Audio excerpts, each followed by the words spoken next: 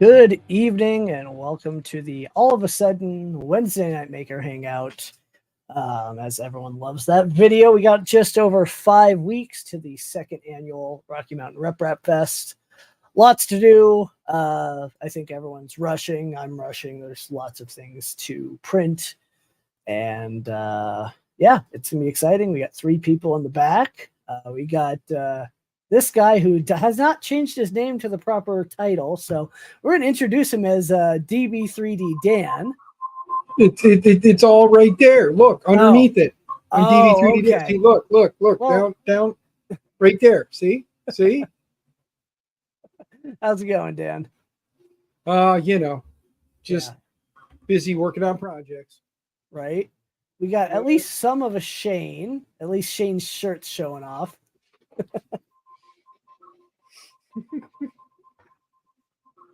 I actually got a maker brick made for me. Nice. Speaking of danger, if you've seen on Twitter. Nice. Yeah. And well, we got this other guy who hasn't been here in a while. This is my fault because I haven't sent him an invite. He's probably going to talk about it. So I don't know. Should I let him in? I don't know. As long as he promises to bring big things. He left. He left. Oh, you scared him off. Way to go. He'll be back. And if he won't, typical. Well. Was it like a technical issue, or did we actually scare him off? No, he did it because I said something. Oh. I knew he would. Yeah. Destroyer of eardrums. Yes. I mean, that is horrible. Ian, you don't need to print any more of these. I've got them covered. Good, because I wasn't going to get around to it. Hey, I've got them covered. Oh! Dude, all right. Somebody got a bamboo. I did not pay for the bamboo. Okay. No, I didn't. It did not come out of my pocket. All right. So what's the story there? We needed it for event stuff, so we bought a printer. So the Rocky Mountain RepRap Festival Corporation bought it. Yes, correct. That's cool. It is the official property of Rocky Mountain RepRap Fest LLC.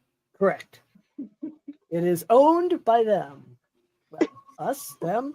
I don't know what to call that. Well, conveniently, it's located in your home, though. So and conveniently, I broke the door within 24 hours. Way to go, Uncle Jesse. Way to go. None of my printers have glass except that one. You shattered the glass? I blew up the glass. Oh, no. Yeah, so the glass was sticking out because I was printing PLA. It was sticking about here. Yeah. I bumped it and exploded into this corner. Oh, no. Okay. Oh, yeah. So you should look up. So Ajax just did this with a bunch of his printers, I guess. The bento box. Yes, I saw that. Okay. I guess it works pretty good for doing PLA stuff because it allows you to I'm gonna get one of the guys in the community is working on a acrylic door. Okay. So I'm not putting a glass door back on it. It took 3 hours to clean that up. Aaron, and I'm still finding glass. So I'm not. I'm sending you that. Install that. Install that when you get your bearded. It is a bamboo, but it is not my bamboo. It is Rocky Mountain RepRap Fest's bamboo. It's just in his house and Correct. available and will for him probably to be use here whenever for exactly. As I said, in every way that matters, it's his, but it's not his. Because none of my money went towards it. Exactly what I said. I won't buy one with my own money, but if one appears with someone else. See, but now that now it's like a gateway drug now. He's gonna get it.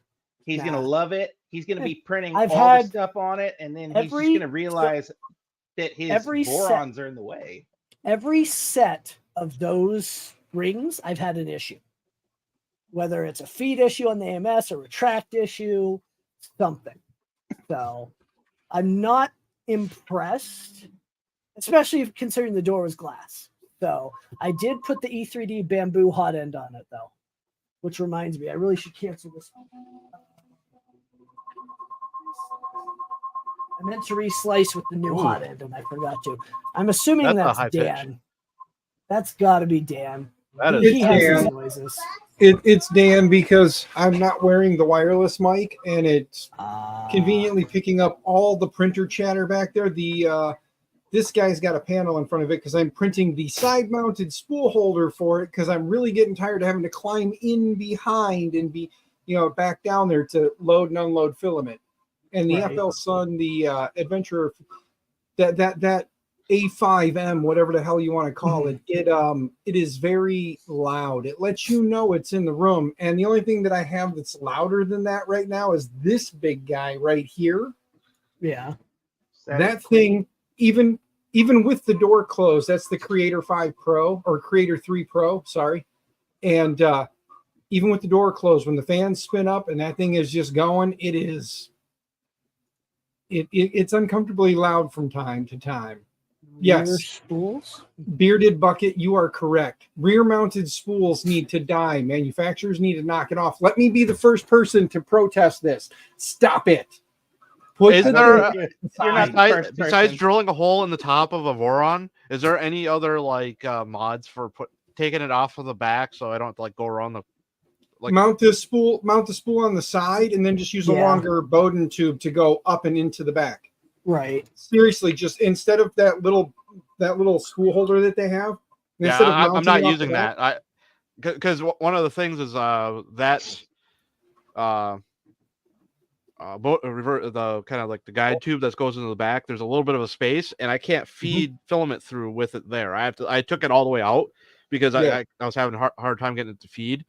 So basically, right now, what I'm doing is I just kind of just walk around. I have it on the end of my rack, so I can just walk around to the back, feed it in, and I can do it that way. But it's still annoying. You could, if you're careful, drill a hole through the acrylic and then just poke it down through the top and feed it down in from the top. You can do that. The only thing you got to be careful of is you don't crack that top acrylic when you're drilling through. So go real slow, take your time. And make a hole, and then if you really want to get creative, they've got the little rubber grommets. You can get one of those to kind of wiggle in there.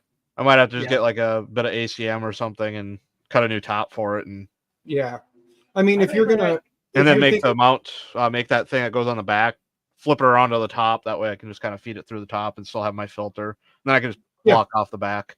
I've had trouble cracking acrylic by drilling it. I mean, you could, Shane, go crazy. You could drill a hole through, and if you're going to use ACM, you could drill the hole through, tap it, and then put one of the airline fittings in there, and then slide your tube into that, and then basically just spool stand on top and have it just feed straight off the spool stand right down in. And if you're going to use ACM, that'll support, even a 5-pound or a 5-kilogram spool, it'll be supported by that. Yeah, I was thinking for more insulation. I also got really thick polycarbonates, so I could probably do it out of that. That stuff's quite durable as well and could handle 5-kilogram spools sitting on top without any big issue. The only problem you'd have is if that thing gets going real quick and you got a lot of vibration, your spool might, dance a little bit on top, but little double-sided tape. Remember, Zach and I designed a spool holder that sits on top with a DIN rail. So if you have space on top, you can run anything up there. Used to run 5 kilograms up there. Yeah, I've got a shelf right above it, so I can't put it directly on top of the printer. So I don't have that issue too. Because I got a wire mesh on top that I could feed through. So if you got wire mesh, you can just put the spool on that above and just feed it down and in. Yeah. Right. But so I got tasked. One of the teachers is like, "Hey, you do 3D printing?" I'm like, yes, I do. Just a little bit. I was like, yeah, I do. I have a couple printers. Yeah. She goes, prom's coming up. Could we recruit you to make something for us? And I was like, all right, what do you have in mind? And she gave me the idea. I'm going to spoil it and show you guys because none of the students from my school, but it's 2-color. The inlay is a different color. It'll actually be black with red because that's school colors. So the theme for prom is awards night. So she wants a nice little award to give to each one of the kids. The problem is she wants 100 of them. Oh, geez. Thankfully, I've got little over a month to get them done, and I can do 9 at a time on that thing, and I don't have to, mess around with color changes, and it's IDEX, so I don't have to worry about purge blocks and all that extra waste. So I did finally find a reason to want to keep that. So I don't want to get rid of that anymore. Now I'm keeping it. Right. As somebody who does this mostly for a hobby and not for money, I never really, I mean, I might venture into AMS and, multi-material, but I didn't care. Print it in one color or one shiny, glimmery filament, and then here you go. Do what you want with it, Right. Yeah. And my issue is I have a ton of printed solid spools, so I need to print the Postomatic. I have to print spools to put it on because I really only have the 3 spools it came from. So I've got to figure that out because I also need to figure out if the Hydra Pro will fit that before I spend all the time modifying. So I've got to certain that the Hydra Pro works with the big Uncle Jesse spools. I don't know. I need to figure that out because as of right now I can't run printed solid spools. Let me see. Yeah, they're a little too big. Yeah, just a hair, enough to be annoying, and I've got plenty of that stuff sitting around that I could use up. Yeah, I was gonna say, if you remember, Adam Savage did his video where he created a respooler and sat there and just respooled spools with a drill, and it does. Okay, I'll print that on this printer soon. Yeah, because the other printer that's over your other shoulder there is preoccupied with event stuff because it's technically you can't do anything really with it for fun until the fun is done. Until after, yes, correct. Yeah, after it's done. I did change out the hot end to the E3D bamboo hot end because E3D. Why not? And I have TH3D's LED light kit because I like light, as you can see. You like to be able to see. Who needs to see things? Not you. The less you can see, the less problems you have with the flaws in your print. Yeah. The print looks amazing in the dark. Who cares? And I'm picky enough as it is. There you go. This print looked great until I got it out under the light and realized how terrible it turned out. Right. Exactly. Yeah, you really can't see the first layer of this print anymore because I'm kind of fillering it and getting it ready for paint. Right. But my my beacon is doing one hell of a job. Oddish. Nice. Yeah, it is. Yeah. Like the typical underneath the feet was really bad because of the overhang. That's a pretty wicked overhang. It's still printed, but no supports or anything. But yeah, I think it looks pretty good. No ringing. Just a little bit of I think I sanded it off a little bit, but a little bit of Z seam there. But kind of glad that this printer is back in action. I did layer 3 firewall that printer from any outside access. So it does not have any outside access to the world. It has access. I also installed Octo Everywhere on a Pi, thanks to Octo Everywhere for that. So I can at least do some monitoring, except for the camera, but it is what it is. Yeah. You can do a bento box and then throw a camera inside of the bento box. Yep. Or on top of the glass on top. Out of TPU. Nice. There you go. Nice. It's a bracelet. My wife's got a ponytail, and I had her. It doesn't really function as a hair tie. It doesn't have enough strength for that, but it could be a great decoration around the hair tie. Yes. I'm gonna post up the model for it. It's it's easier than it looks to print. Right. There's also flesh colored TPUs out there if you wanted a flesh colored one. Flesh? Yeah, it was named complexion on the box before I threw the box away. Why would I want that? Why I don't not? know. Never mind. I don't want to know why I'd want it. You don't You don't want to think too hard as to why anyone would want a flesh-colored TPU. Yeah, I'm trying not to think about it. Let's just think harder. I'm not thinking about it. It's difficult to not think about it. Yeah. Oh. And those reasons are probably similar to having black TPU as well. Right. So I'll be able to do this with the Hydra because of the big old boron. I can print the Hydra Pro base in one shot. Gotta love big printers. They have their place, that's for sure. Especially with this. I'm looking. So that'll take a day. I'm looking forward to having that 360 cube with the Persia XL. Yeah. It's gonna ship the week of the event. You know it.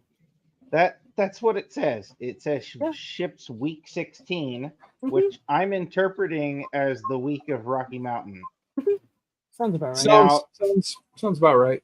Now, if it does ship that week, it's got to come overseas. It's got to go through customs. I don't have to worry about it showing up on my doorstep. Customs is very quick with Prusa. They've got something set up with it. It's very quick. Well, crap. You're gonna have to figure something out. I was sitting here going, "Oh, good. I won't have to worry about it being on my doorstep while I'm away." And right. Well, now you have crushing that dream. I mean, you could just change the shipping address. I'm not shipping it up there. Why not? I said ship to my address. You already have my address. I'll protect it. I'm sure you will. You protect it from me. Yes. Quite frankly, it probably requires that protection. Who knows what I'll wind up doing with it? Well, when you decide you love it and sell your bamboos because of it, No, my bamboos ain't going nowhere. I know. Well, a furniture dolly from Harbor Freight's like $80, so you can that and a ratchet strap. Your wife can drag it into the house unless she's coming with too. Right. No, she's not coming. She doesn't have very much interest in my hobbies. She doesn't have very much interest in the nerddom that is 3D printing. Yes, the nerddom. We're on almost to 2,400 people signed up so far, so it's nuts. How many people officially signed up last year again? Officially 3,700. Okay, well. But again, Justin, how much of that was within the last 2 weeks before the event? That was in the last 2 days. Okay.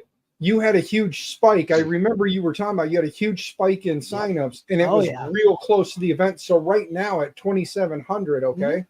Yep. If that spike happens again, you could be over 4,000. Oh, easily. I'm going to say it now. Good thing is we ordered 4,500 general attendance lanyards. So we're covered there. Should be good. There are not going to be massage chairs unless you're paying for them. There you go, local maker, Michigan. Danger. Right. Actually, I got a few other ones. Hey, by the way, guys, I want to say hi to Pete, to Bearded Bucket, to Mika Steve, to Stephen Poole, to Off Axis, PBX, and Local Maker Michigan. Hi, guys. Yes. Yeah, they've been talking and we've been just ignoring them. No, I've been saying things. We haven't been ignoring them. Off Axis had a interesting joke there. I didn't want to bring attention to his. I didn't want to bring attention to his girlfriend's preference for black DPU. I didn't want to bring that up. By the way, hi Vince. Vince is the one guy we're missing from it. The event. He goes to all the others. Yes. Lurking. But Vince also has all the supplies. Anything you need, he's got it all. Is this thing on? No, this isn't. Do you want a link, local maker? I'll be glad to drop you one. Yeah. If we can talk about it. I probably have to clear it with the venue. Don't get me started, please. It's the whole thing this year. So is there like an official number for the number of people that came last year? Or yeah, 31 overall, 3,150 or so, somewhere in that. Oh. We don't know perfectly because I'm sure we missed 1 or 3 people coming through the door. Some people slipped through the cracks or whatever. Yeah, but we're working on that for this year. Bodies through the door. Yeah, bodies through the door in the 2 days was over 3,100 people, and that could be repeats, but still. It's 3,100. Yeah, that includes repeats. It was 2,150 the first day and an additional 1,000 the next on Sunday. And we said that's still people coming, whether it's repeats, whatever. Yeah, you're still definitely getting your money's worth. The people are still getting their entertainment. It's worth it in the end. Yes. Now the fun part this year is going to be if we run out of lanyards, then when do we start actually counting? Because last year we ran out so fast, we had to start counting with by 1 p.m. So yeah, well, you're probably gonna have to start counting. If you make it through day 1 with all the lanyards, that's gonna be pretty awesome. But it's gonna be even more awesome if you run out. Mm-hmm. You got 4,500 people day 1. That's gonna make it even more awesome because that means it'd be nuts. That would mean if half of them returned for day 2, you'd still have over 2,000 people in that place the second day. And that's a lot of people coming back, and maybe some new ones that heard about it the first day that decided to come out for the second day that maybe for whatever reason it wasn't on their radar. So right. I know I spent a lot of time running around the town and some nearby towns to RC shops looking for parts to fix my car, and I was telling everybody about the Rocky Mountain RepRap Festival, saying they needed to come check it out. I'm pretty sure everything. Pretty sure Justin will be in the paper again. Yes, that'll happen again. I've already emailed that paper and about 6 other papers, some TV channels. It would be really cool to get on a local TV station. During setup, they have them come over and record, and then it goes on their 6 and 9 or whatever. And then just all of a sudden, they did it last year. They had 0 interest. We emailed the editors and everything. Here's what you need to do. Are you ready? Day one, when people are lining up to get in the door, you take a picture, you tweet it out, you put it up on X and you tag your local radio station or TV stations, radio stations, and say, "Where are you? This is pretty big," and see how quick they roll a van. Yeah. I'm just saying, they got people sitting in that station twiddling thumbs, just waiting to go out and do something. I emailed them. I emailed plenty of these stations, and we'll see. We will see. Just what ends up happening. That might be something you're good at, annoying people. Yeah. Well, the whole reason I'm running an event is to annoy people. I get to email everybody constantly. You just wanted the contacts at all these companies. That's the only reason why you're. I can say I know everybody. Justin's like, how can I get in good with everyone in 3D printing? I know. I'll throw a better event in a much better location than the other 2, and everyone will come. Go no comment. I'm not allowed to comment. I'm just going to say, granted, it's a 15-hour, 14-hour drive, but I'm excited to go to Colorado. I forget how big the drive is for me. I want to say it was like 18. Yeah, you're down there a little ways. Well, this time you're bringing a boat. Yeah, I go maybe. I'd like to fly, but assuming I could actually get them to ship that boat for some reasonable price, I don't really trust them not to destroy it in the process. Mm-hmm. I don't trust you not to destroy it in the process. Yeah, but at least I know how to put it back together. Well, that, and if you need any spare parts, there's going to be just 1 or 2 3D printers. Yeah, there might be 1 or 2 people floating around the event that could assist. Run around. If I give you a spool of PLA, can you print this for me? Right. Great. I need 3 of them. Yeah. And while you're at it, make it 4, but start the last one after the other 3 are done. I need them now. Yeah. You message me on your drive out like, hey, start printing. Spin up your farm. You know, I told Justin I wasn't going to join because I was getting ready to go to bed. Yeah, that didn't happen, did it? No. I told him that I wasn't going to hang on very long for the same reason, and now I'm wondering if I'm going to be a liar or not. Well, I know this much. I just started a print as soon as I know the first couple layers are going down good, because I'm trying to tune the one printer for ASA to get some better prints off of it. And as soon as I know the first couple layers are sticking and it looks good, right, I'm going to get off of here so you guys can actually have conversations without my big mouth in the way. You and Ian could have a competition for that, though. What are we having a competition? I'm sorry, I'm in a chat with somebody else telling him how great bamboos are. Oh, fanboy. Hey, I honestly, using their documentation, I was able to fix a printer over the internet. I mean, this is proof you can have a bamboo, a prusa, and borons all cohabitate-ish. And not fight against each other. Yes, yet. I mean, the door, someone must have gotten pissed off and broken that door. It was the cat. It was the cat. You weren't looking. You're probably right. You're probably right. Dang cats. Yeah. Yeah, Chris Perillo was like incredibly happy that his printer was working again. Right. You were able to assist him the other day? Yeah, that screw was like bugging me. It's like, where did that screw come from? And it turns out on the hot end where the heater is, where it kind of clips in. Yeah. There's 4 bolts that hold it in. And it's kind of hard to see it because it's kind of close to something else. Yeah. And it fell off of the back there, and it was like all loosey goosey. And I guess one of the other people, Mac and Josh, we've seen him on that stream. He had someone find this guy and kick him. He was able to kind of circumvent some issues that he was having because he was having something where it would like click every once in a while going over. Yeah. I don't know if he's fixed that, but a couple of the screws were loose on the back side of that hot end. Yeah, I got a couple screws loose.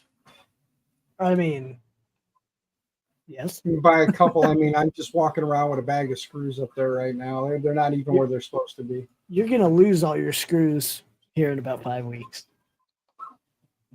Yeah, I'm pumped, man. I still don't know what my employer is going to do. They still haven't figured out how exactly they're going to deal with 4 days without their IT guy in house. Sounds like a problem for someone else. I said anything that can be handled remotely, I'll be more than happy to do my best. But anything that somebody's got to put hands on, I'm either going to need somebody who can have a phone to their ear to do what I say, or just see if you can bring one of my assistants back temporarily. Just say, hey, we've got 1 cubic Mitch. Yes. I'm going to tell my company not to bother me unless it's going to cost them 10 grand. Yes. I work for the public school system. I don't have that privilege of being able to force their hand like that because. Are we complaining about work on the stream? No. I was just talking. I was just saying that my employer still hasn't found a substitute to be hands-on while I'm gone for 4 days. And since I'm the only IT we have. Gone for 4 days, what, for Rocky Mountain? Just leave. Show up.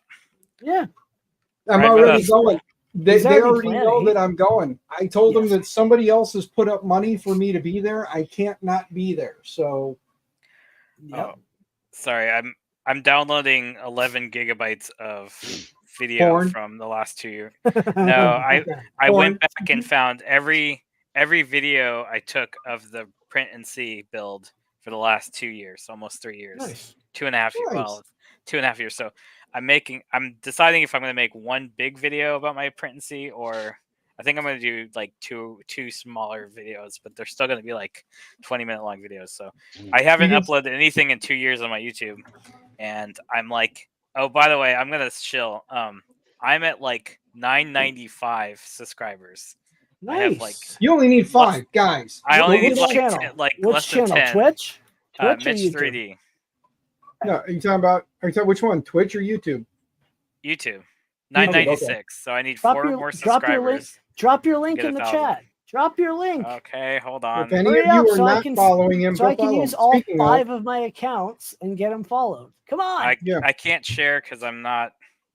Yes, you can. How do you just put it comment on here? You're a mod. Post a comment. It doesn't let me comment. I'll find it. Yeah, I put it in private chat. Oh, but... I gotta go jump to one of my alts. Okay. Here. Your alts. Yeah. You got the wrong name. I use multiple accounts, man, for multiple things. Yep, 997, gotta have multiple accounts. Are you accidentally on your OnlyFans account, right? Not just my OnlyFans. Okay. All right. Everyone go subscribe to Mitch. Everybody. He's at 998. Oh. Nope. I don't have that cool rollover ticker. 1K. Yeah, there you go. go. Really? 1K. Yeah, you got 1K. Good. I still can't monetize, but at least I got 1K. That's good. Yeah. Now you just got to get the. Thank you, everybody. I appreciate it. You got to get that 4,000 watch hours and whatever else. Which means you have to post a video a week. Yeah. So last video was my MakerBot cupcake from 2010, and that was a year ago. And the other option now to monetize is 10 million shorts views a month. So if you can do one viral short every month, man. So Mitch, I've got a plan for that at RMRRF. Plan for what? I got a plan shorts, for that what right we can now. use to, It's Mitch, 10 million short views, or it's 10 million short views in the last 90 days, or it's 3,000 watch hours in the last year. Yeah. Mitch, I know how you can do. I know how you can pull off the shorts views. Are you ready? Put the printer on, get on the one wheel, do a stunt. Just quick little 60-second stunts on the one wheel wearing the printer. I mean, granted, you might get hurt doing it, but if you're willing to risk your body, I can't even ride the one wheel without the backpack on and not hurt myself. There's a video of you doing it. Being mid-30s, I'm a lot more risk prone than I was earlier when I had a motorcycle and everything. I'm not as cool anymore. I mean, you're pretty cool. No. You are. Although printer guy. Having a 3D printer strapped to the back of a motorcycle would be pretty awesome. The vibrations. You'd have to put some major input shaper on that. Again, Delta printer, just run it as is. Just strap it rigidly mount it to the back, like not saddlebags, but like a back seat part, and have it going. And you don't need part cooling because you got 60 mile an hour wind. Shove it in a sidecar. Get a sidecar, stick it in the sidecar, and just go. A 3D printing sidecar. Actually, get a Giga Orange Pro or whatever. Just get a Giga and stick it on a sidecar and just tear around town with a Giga. I'm sure that there's a guy. Sorry, if you're subscribing to my channel, you should probably actually subscribe to this channel if you're actually watching. I'm not important. Okay. At least if you're gonna subscribe to anything, subscribe to the Rocky Mountain RepRap Festival. Yeah. Follow that on TikTok unless TikTok gets banned, and follow TikTok it on already. platforms. Right. Anyway, we'll see what happens with that. Oh God. Oh yeah, we're supposed to get like 8-9 inches of snow tonight. Here in Colorado. Oh yeah. Makes me worry more and more. The worst case Rocky Mountain's going to be a mess, isn't it? If there's snow, yes. It was last year. I mean, but it only there was a quarter inch. It was enough for one layer. I was going to say, if there's snow, at least us Midwesterners will still know how to drive in it. I don't know about that. I'm looking at you, Sporlock, if he's on the chat. He's not. So you're driving his car out. I don't know. I don't. If he's not driving, I'm driving. Yeah, someone's driving. Mitch, So you got to go find. Go ahead. Sorry. You're going with your friend, so, but we might meet up or we might miss each other. I'm not sure. We're going to be leaving out. Yeah, we're leaving out Wednesday night. I'm going to get off of work, come home. He's supposed to drive down. We're going to load up and take off Wednesday night and just drive through the night. Nice. I think we're doing Thursday morning. So yeah, and don't forget there's that pre-hangout thing that might be happening. Yeah, but if we can leave like early enough in the morning. Yeah, he was saying like 2 a.m. last time I talked to him. But going to like pick me up at around 5 or 6. So I think if he's leaving at 2 to pick you up at like 5 or 6, because we'll already be, because we're going to probably be on the road. I'm putting the backpack printer back together. We're gonna leave on Wednesday, catch a hotel sometime overnight, and then come up at a nice time on Thursday. You got a crazy drive. The halfway point's still in Texas. It is. I mean, that's accurate. It's the like 3/4 point is still in Texas. Yeah. It's 90 minutes from Texas to Colorado. Yeah, you're probably gonna go through Lubbock. Because all you do is hop through Oklahoma, right? Just Amarillo, and then probably go through like northeast New Mexico, I think, or Oklahoma. I'm not sure. Nice. I just had the map up a little while ago. It's actually not a bad drive. Once you go if you go through Dallas, because driving from Dallas to there is like 12 hours, so it's the same distance, right? And St. Louis to there, but what's his name? Got his own table, by the way. I don't know if we're talking about that. Who? The guy that was gonna share my. He doesn't have his own table. Does he? Or maybe he's taking somebody. I think he's sharing somebody else's table, but I'll talk to him. I need to know. Yeah, let him know. I'll talk to him. So I have either way right now. I'm sure it's not going to be hard to fill a table for me. It's a 2-day print for this AMS piece. Are you building an open AMS? No, just the AMS piece for the AMS. Why'd you get a bamboo? Insert. I did not buy a bamboo. Who bought a bamboo? Rocky Mountain RepRap Festival. Oh my God! Now you're already embezzling money. Okay, wait a minute. I got a question. Who actually went and placed the order? Yeah, why would you do that? I went to Micro Center with the company card. No, oh my God! So you bought the bamboo, not with my money, though. But you bought the bamboo. That's even worse. Because now you're gonna like it and then actually buy another one. I'm not impressed with it yet. Okay, good. Hey, Mitch, you missed it. He pulled an Uncle Jesse with it. Yeah, I blew up the door within 24 hours. Seriously, it shattered? Yeah. Oh, it shattered the whole door, like hundreds of pieces. So I'm using this some polycarb I had. Yeah, I was wondering why it was fuzzy. I thought you put like the film on it or something. But... No, I know there's a company that's working on a acrylic door because I'm not putting. I was gonna say, can't you? But you should still get bamboo to pay for a replacement, right? It's not their fault. I broke it. It doesn't matter. You just bought it, and it was fragile enough that it should be replaceable. No, that's the same. That's the same problem I have with like PC cases. All these stupid PC cases all have tempered glass side panels. That's like the worst idea for a computer case because it collects. Don't make me come over there, man. Yeah, it does sound like you're rationalizing. Yeah. If it's gonna be there, if it's gonna be at the event and it won't be at the event. It might be actually. It could be. The problem is it's a 14-hour print. I bring it to the event, print 2 prints, take it home. It doesn't matter. What's the 14-hour print? That sounds like automotive. You bought it for marketing, right? I bought it to print.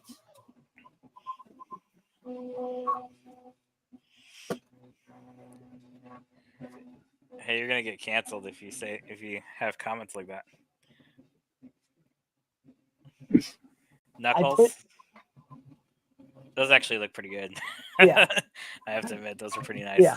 I'm printing as many as I possibly can. They will be available during the check-in. You know the smart thing to do though is to buy the printer to print all the merchandise stuff or whatever the giveaway stuff, and then sell it at the event.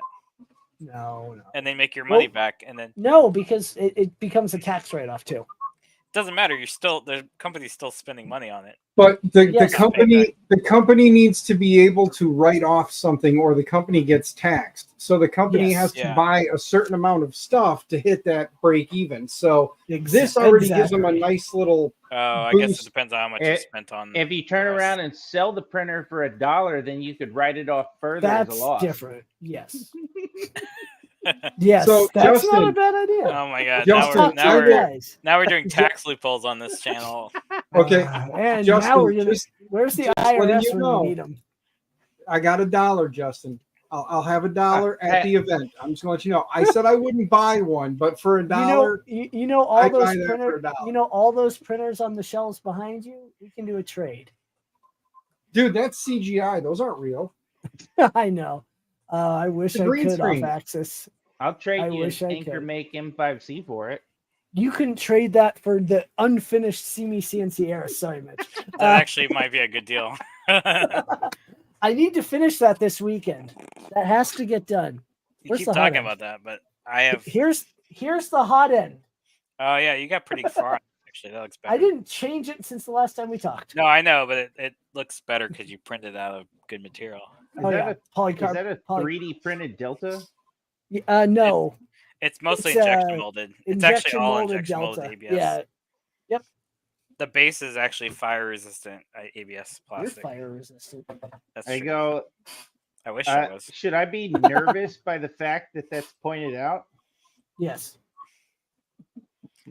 No, it's. I think he was because it was. So that was originally a pre-built, like a ready to go printer that was sold at retail.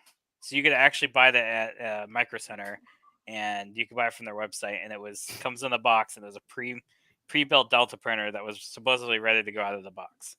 And I actually, my first video on Mitch 3D is an unboxing video of that printer, and that's how I got started. Oh, thanks, Off Axis, for the cheers. So hey, Mitch, I'm just throwing this out there, but I could always talk to, Chris and say, hey man, why don't we go hang out with Mitch 3D for a couple hours till his ride shows up, and then we can caravan. At 2 a.m. Well, if we leave up here at say 6 o'clock, we could be down in your general area by about 9:30, 10 o'clock. You said it's still about like 2 hours out of the way, though, right? Yeah, it adds a bit. I think I'll just see you at the event, bud. Okay, I think so. Yeah, I think I'll just see you at the event. Don't worry about me. Nobody wants to come to St. Louis. That's not true. On the ride back, depending on when are you guys leaving? I think Monday. Probably Monday night or Monday night. Monday, yeah. Early Monday. Yeah. Well, maybe we'll all ride back together, and then we can help you unload all your haul because you're going to come back with like 8 different LDO kits. That you're going to win. He's going to win all of the printers. I don't need to bring anything back, but I mean, I would like a Trident or something, but I don't have to. I would also like a Trident. You got a switch wire, which is cooler. It's not cooler, but it looks nice. It's pretty cool. It'll be cool when it's done. It's fully enclosed, right? Huh? It can be. Yeah, I got the panel kit is right there. Okay, so you have a panel kit. Nice. Yeah. So it'll be a nice printer. It'll be nice when it's done. I just got to get it done. What size is it? A 250 or a 300? Yeah, what the heck is the dimension size? I think it's a 300, right? It uses a Prusa bed, so like 250 by like 240 or something like that. 210 by 240 or 210 by 250, something small. Like that. Yeah. Yeah. I need bigger bed. I need the orange Giga, whatever. Well, yeah, you need to print a life-size Mitch. No, what I really need to do is actually build this big Delta printer I've been wanting to make. Mm-hmm. Okay. Oh wait, Mitch, is that the one that's going to be like 9 feet tall? Yes. My basement is 7.5 feet, so about 2.4 meters. Yes, cut out part of your ceiling and be fine. I'm actually thinking because the rafters, there's space between the rafters. I have a couple more inches I could put up between the rafters, so I could actually just mount it to the rafters with lag bolts, and that way the roof is actually holding the frame square. Right. Have you given any thought to that plan I gave you? You know, you've already done the thing where the printer rides you. Now you need to do the thing where you ride the printer. Yeah, if I can get a big enough printer, I wanna have a Elegant Orange Storm with wheels. I know. I would do it like a casters rickshaw, on the bottom. Yeah, just have it like a cart, so I'm actually driving. Do it like because really all you need is you just need like an e-bike basically, or right. I can strap the one wheel to it. All you need is the scooter I'm going to be riding at the event, and you just I could use it. Yeah, I mean that thing is pretty heavy. Like watching Joel do it, I bet that thing's like 300 pounds. Yeah. Speaking of, I was watching and he was like, "Oh, I'm gonna build a table and put it on a table," and I'm like thinking, "Man, I just trying to figure out how to turn it into a table." I think he needed to bring one of his kids to like help him because Sydney to help. That was painful. I want to publicly call out Mr. Telling. Mitch, you need to take your 3D scan, send it to him. He needs to see how big you can print a Mitch. If I'm squatted down in like the fetal position, I could have a scan of me like that. Oh, geez. No, just have him take you standing upright and just take you at a 45 across the bed. All that support on my back, and then just run supports up. And I want to see how big he could actually make you material. On that. I'm trying to do the Pythagorean theorem, but basically, if I'm 1.5 meters and it's a 0.8 meter bed. But it's a 1 meter cube. I don't think the diagonal would actually work. It would. Like the only way I could do it is if I was like maybe like crouched down or bent down or something. Or I'm just figuring he can make it as big as he can make you, and then bring you to the event. If he's flying, you have to get an extra ticket just for his 3D print. Well, this goes back to 2016, 2017, something like that, or 2018. I started with my Artemis when I first got my CMC's Artemis. I had Matter Hackers. I got them to sponsor me with their build series filament, and I built a full size JoelBot. So I actually have a 1.8 meter tall JoelBot that's the size with the high five thing and stuff. So, like to give a perspective, like his hand is one whole print, and then like the torso is split in half this way. So there's like two parts that could fit on my 200 or 300 millimeter bed. So it's a huge print, and I have it in 2 boxes in my basement. I just haven't put it together yet. So it's just funny because I got to the point where I was like, well, if I build this, I can't just like ship it to him. Can I? Like, if I do, it's gonna cost a lot of money. And if I did, like, he doesn't have room in the studio to have it. So yeah, he does. He's got now he does. But like, he's got the warehouse. It's taken me so long to make this thing, or I haven't just done it. Like, if I feel like he wouldn't want it if I even made it. So I'd have to know. I might put it in my basement if I finish it, but that's another video I could make is a 6 years in the waiting video. Took me 6 years to make this project. Just have it in the window, just staring out. We've got one of 2 special guests. Our favorite nerd, Chris Perillo. It's not Joel Telling. It's not. I don't think Joel ever. Also, not special. Of course you are. And I can brag that I knew Joel before the world knew Joel. I can say that. Yeah. In fact, he made in his YouTube channel eons and eons and eons ago, back when I had like a thing called Vader Fun for like family stuff. He actually modeled this. He made this and he showed people how to make it. I remember that one. Yep. So I still have it. It is a Joel Telling original. I also have a couple other things that he did. When he was trying to pull me in, I'm like, yeah, I don't know. It just seems so esoteric. I think he was one of the first people too. It wouldn't surprise me. When you first he was starting when I started. So and now here I am putting together a Lego Stormtrooper model. Yes. Have you seen these? There's a guy who makes them on fangs.com, and I finally got a chance to get to it, but there's pieces that are almost too tight to fit, so I'm gonna have to go get a mallet or a hand. It's like I'm gonna try to whack it in there. Sledgehammer. Yeah, pretty much. That's almost what I need. So thank you for sending the link along. Of course. Never too late for this kind of thing. So yeah, I'm literally making. There's only 2 tools you need. Yeah. Duct tape and WD-40. If it moves and it's not supposed to, you use the duct tape. If it doesn't move and it's supposed to, you use the WD-40. I tell you, the model itself. I mean, like I said, it's a solid model. Like it's easy to print. Like it should be like snap in place. I just started doing the helmet. It's the Stormtrooper is clearly just black and white, and I'm printing like the arms right now. But this should not take the average maker more than a day, like with average just 1 or 2 printers. Chris, I love the hair, by the way. Oh, thank you. Yeah, I've been working on it. Like this is my it's pretty good. Johnny Bravo, Jimmy Neutron kind of style here. Oh, Beekman. It looks more Oh Beekman. yeah. Look at this. Dang. I got like 80s ducktail going on. Yeah, you do. Here. Like remember when you had like you wore a hat and there'd be like K2 a ducktail? Kevin says you look like John Travolta. I'll take it. I'll take now or like when he was younger. Yeah, what age? Either one. I'll take it. I will take it. Yeah, so I've been doing that. Thank you for sending the invite along. Yeah, of course. Trying to get one more of these or 2 more of these done before the event because it's gonna just get busier. Oh, I hear you, man. Having produced events before. Oh yeah. I'm gonna go ahead and drop out. Do you want to kick me like you normally do? Oh, I'll leave. It's okay. No, kick him like one of your French girls. You go, it's tradition. You kick me out of the thing, and I'm just gone. And then all right, he's actually gone. He's complete. I kicked him from the studio. So wow, that's mean. Ian loves it. What the hell?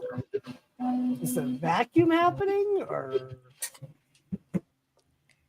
what is happening? Is that Dan or is that? Yeah, most likely. Oh, okay. Dan with his noises. Yes. Your shop vac.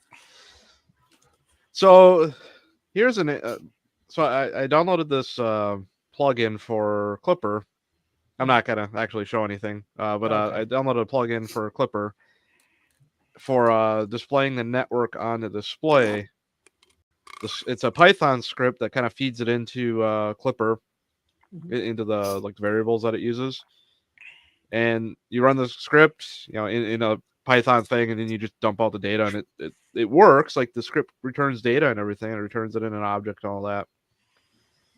I can't get this thing to work, and I don't see anyone else saying that, like, besides like install, like there's some things that changed for the install. I don't see anyone having issues with it. What kind of display are you displaying it to? It's just like a Marlin display. It's like the one that's on the the old school one? Yeah.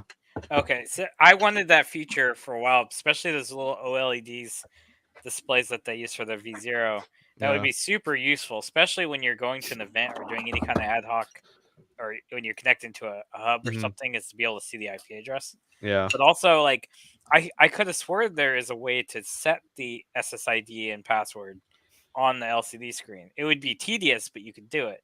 Yeah. That would be really useful if you could do that. Because if you bring the printer to an event, at least it would be nice to get on the Wi-Fi or something. Yeah, like the thought that I had is like, like even like if I gave this printer to someone else to get into printing, I wouldn't want to have to like try and show them how to like figure out the IP address, and I don't know why I'm going full screen. I didn't do it. That was Mitch. I'm playing. Mitch. I was trying to show Dan because he was doing something weird. Oh, stop doing things. Okay. Like I was explaining stuff, and I just kept getting bigger nice. and bigger on the screen, and like, oh, like what's going on? We just start playing sad music. Whoa, right? As you're talking. Anyway. But yeah, it's, it's one of the things that I would like. Yeah. Oh. And the camera hands right down. Yeah, hammer. He comes up with a hammer. Don't ask what he's doing under there. I'm sorry. I'm whacking my helmet. Okay. I whacked. I did whack these. Don't worry. I have this tagged as not child friendly, so you're good. Okay, good. Good, because something about whacking, and now he's on his knees. I don't know what's going on. I have a family. It's Jedi, my daughter, and myself, and our dog Rocket, and me. Oh I am friendly, so vicariously I am family friendly. So okay. That was amazing. I just have to say so. And Liz is here. Yeah, there you go. Yeah. Liz just Someone came in. drank him under the table. You came at Liz the is right confused. Chris is getting hammered. There you go. I am. I'm totally getting hammered here. Oh, shit. Oh, I my realized God. it's so tight. It's so tight now. It just keeps I getting just gotta whack it harder It just keeps... to loosen it up. You got to work on your tolerances. I'm telling you. Oh, my God. And Justin's just crying. I laughed too hard. Oh, shit. It did break. I had a feeling it was going to Send us snap. a link. I did. Battling bots. Oh. I want to battle bots. Oh, by the way, that's going to happen this weekend in St. Louis. Nice. There's a Awesome. RoboCombat event. Oh, that was amazing. Hit it harder, won't be tight for long. Oh my The God. chat is coming alive. I whacked Oh, it too hard. You're all dirty Yeah. perverts. Well, at least you can make another one. I don't know how y'all whack it Oh. under the table, but like Oh. I try to Oh whack no. it well enough that no one can see. everything works. Oh yeah, I can feel all my whacking. It's It's not the size of the hammer that matters. Wait. Thank you. Yeah. Thank you. I've been waiting for someone to admit it, and thank you. I have to print another piece because I joke about that, but like the little 4-inch hammer that I got at Harbor Freight is my favorite hammer. It's like a fault. Well, No, it it's tiny. measures It's like up a really short. perfectly. It's a really short handled Yep. hammer The that's little perfect. stubby It's hammer? perfect for like small places. Yeah. Yeah, I whacked Yeah. one of them well, but the other one did not whack. The one it got, I guess, when I whacked, it got whacked off. Yeah, I do like small Pieces tools. broke. Yeah. So I gotta reprint Wait, them. But honestly, about, I'll tell you, this uh, is. I've been printing these other pieces. Well, on our streams, Maker Deck and my stream, but like on the Bamboo A1 Mini, it's much. there's a modeler on Fangs, and I hadn't tried one until today, and it's a little fiddly, but I could see myself doing maybe I few agree. more of them. They're pretty nice. So yeah, I've got like the front. I'm sorry, the front. And the helmet. I'm surprised it's a Hey, peg fit. here's another Oh, special wow. guest, Steve from Steve Builds. Uh-oh. Steve. Howdy. The beards are getting Still longer. having Okay. fun over here. Yeah. Look at the beard. Oh my Hey, God. hey, This is you can have this. You can have this if I get this. I would take that trade in a moment. There is hair replacement. You could just put beard here and they're just Yeah, Together- just swap. Oh my Together we God. combine to form, a Transformers with Devastator or whatever, the Beardastator. I don't know. Whatever it is. Yes, Oh, I would do that instantly. I'm trying to see what Steve's working That's- on. yeah, hold on. Looks like Yeah, you're I'm working on working that on- V2. Yeah. Yeah. Oh, look, apparently according to Pezla's dad is here. Behave. Chris, behave. Daddy Boron over here. Is we he go. still working on the clipper configurations or?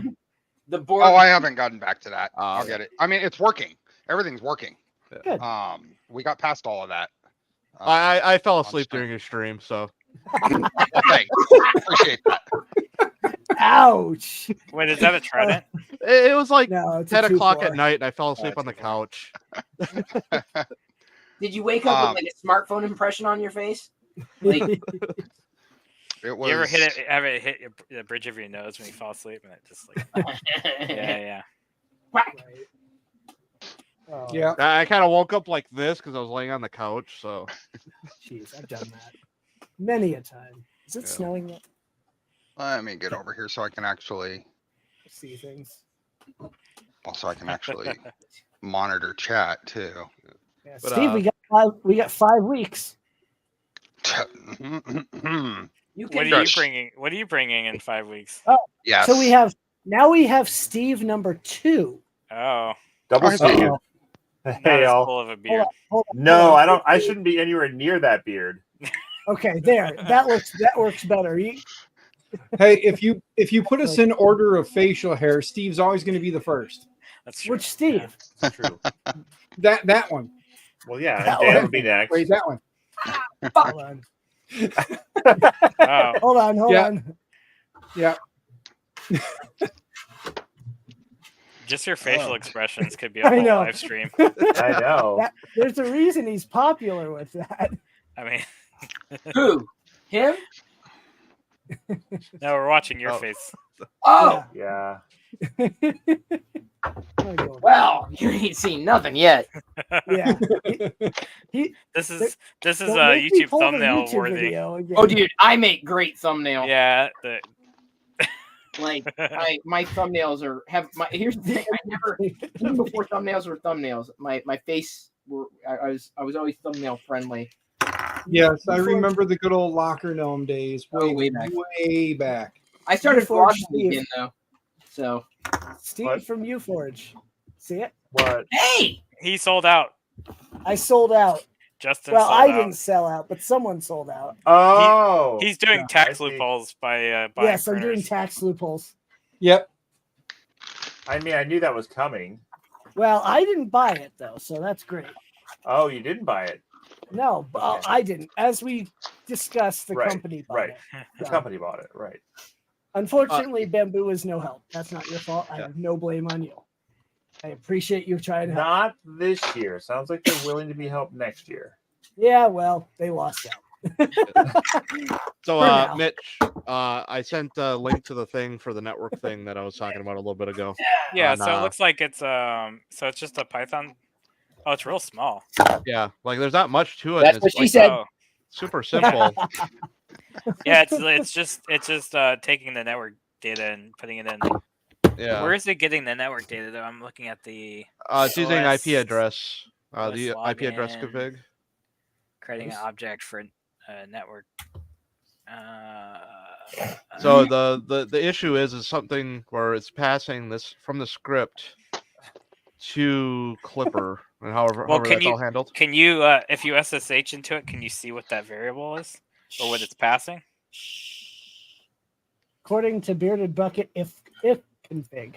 It's IP address. It's it's IP space ADDR and then had another guest, Dan from West. What's going on, guys? Wow. Yeah. How's it going? Dan. Come on. Yo. Another Dan. We got all the Dans. Two Steves. Yeah, hold on. Let's Three do Dans this. and two Dan. Steves. On the Steves. This is gonna be a problem. Yeah, this is gonna be a problem. We need a polar 3D Mitch. Yeah, so we do. we can round it out. Is he online? Let's see. I don't know. Ping him. Are there any mics in? Yes, he is. Mike, Midnight Giant. Okay. Yeah. I work with like 3 or 4 mics at my work, and it's kind of confusing at times because you'd be like, Mike, and it's like, okay, which one? Yeah, it's like. So do you have to do a mic check then? That was horribly good. Hey Liz, if you want to come on, we can round it out. I sent Liz a link. Steve, what are you building there? We're playing around with. This is that green V2 I've been building on Tuesdays. Oh, cool. That's small. It's a 250. Oh, okay. I didn't know they had 250s. I just didn't think it was worth it. Well, they don't make a kit. Well, at least LDO doesn't. No, it does look. Yeah, small. LDO doesn't. What is that? FISEC or whatever they are. They've got one. I kind of traded mine for that. So I don't know which one of us got the better deal. What do you have now? You have the FlashForge, right? Or is that a? Yeah, that's the Creator Pro 3 or Creator 3 Pro. That's an enclosed printer for ABS, right? Right. It's decent. Yeah, it's IDEX too. So. Oh, IDEX is cool. And it's bigger build volume than mine. Mine was a 250, so it's a big build volume too. So can't complain. Dan, I got my Obsidian E3D bamboo hot end. Oh, did you? For you. I ordered it from you, so it's in the printer.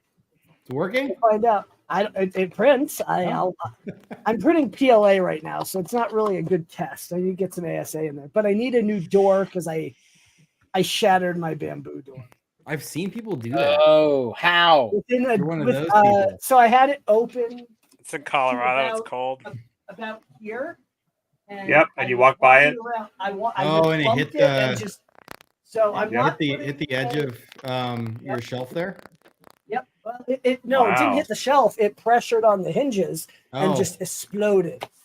I think so a polycarbonate door would be cool, but I would like to get a polycarb door, but no one makes anything. No one makes an acrylic. Did they door. not? It's not a tempered glass. It's just. It is. It is. It is. So glass. when it breaks, it goes. The whole thing goes. It's a billion pieces. Give me the dimensions. I'll laser cut a piece of acrylic for you.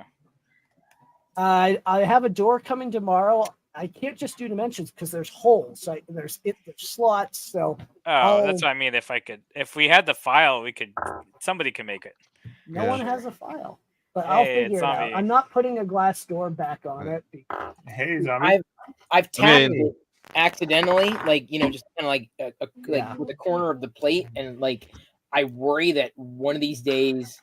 Oh, I worried about it when I brought it home and set it up. My brain went to this thing's going to get broken. Yeah. So I don't have a door right now. How do they not have a replacement for that? They do. Yeah, they do. They've got a door. They just don't have it in acrylic or polycarbonate, which is what I'm going to put on it. Yeah. So because all my other printers are acrylic or polycarbonate. Yeah, no. Unless I have to go, so I'll see you guys later. We got to restart a Windows server, so. I'm sorry. All right, have fun. See you, Shane. Good luck. Well, hopefully, good luck to me that I don't blow things up tonight. That's fine. I don't know who Vibe Check Squid is, but hi. It's and Chris. Oh yeah, I know this guy. So Pencil and Zombie, that stream for the filament color the other day was really fun. You got a really cool sketchy mic. Yeah, your mic. You're gonna do some really dark gray, right? Yeah. You're staticky. Yeah. Static. I was like, is that my headphones? Are my headphones going bad? Is that better?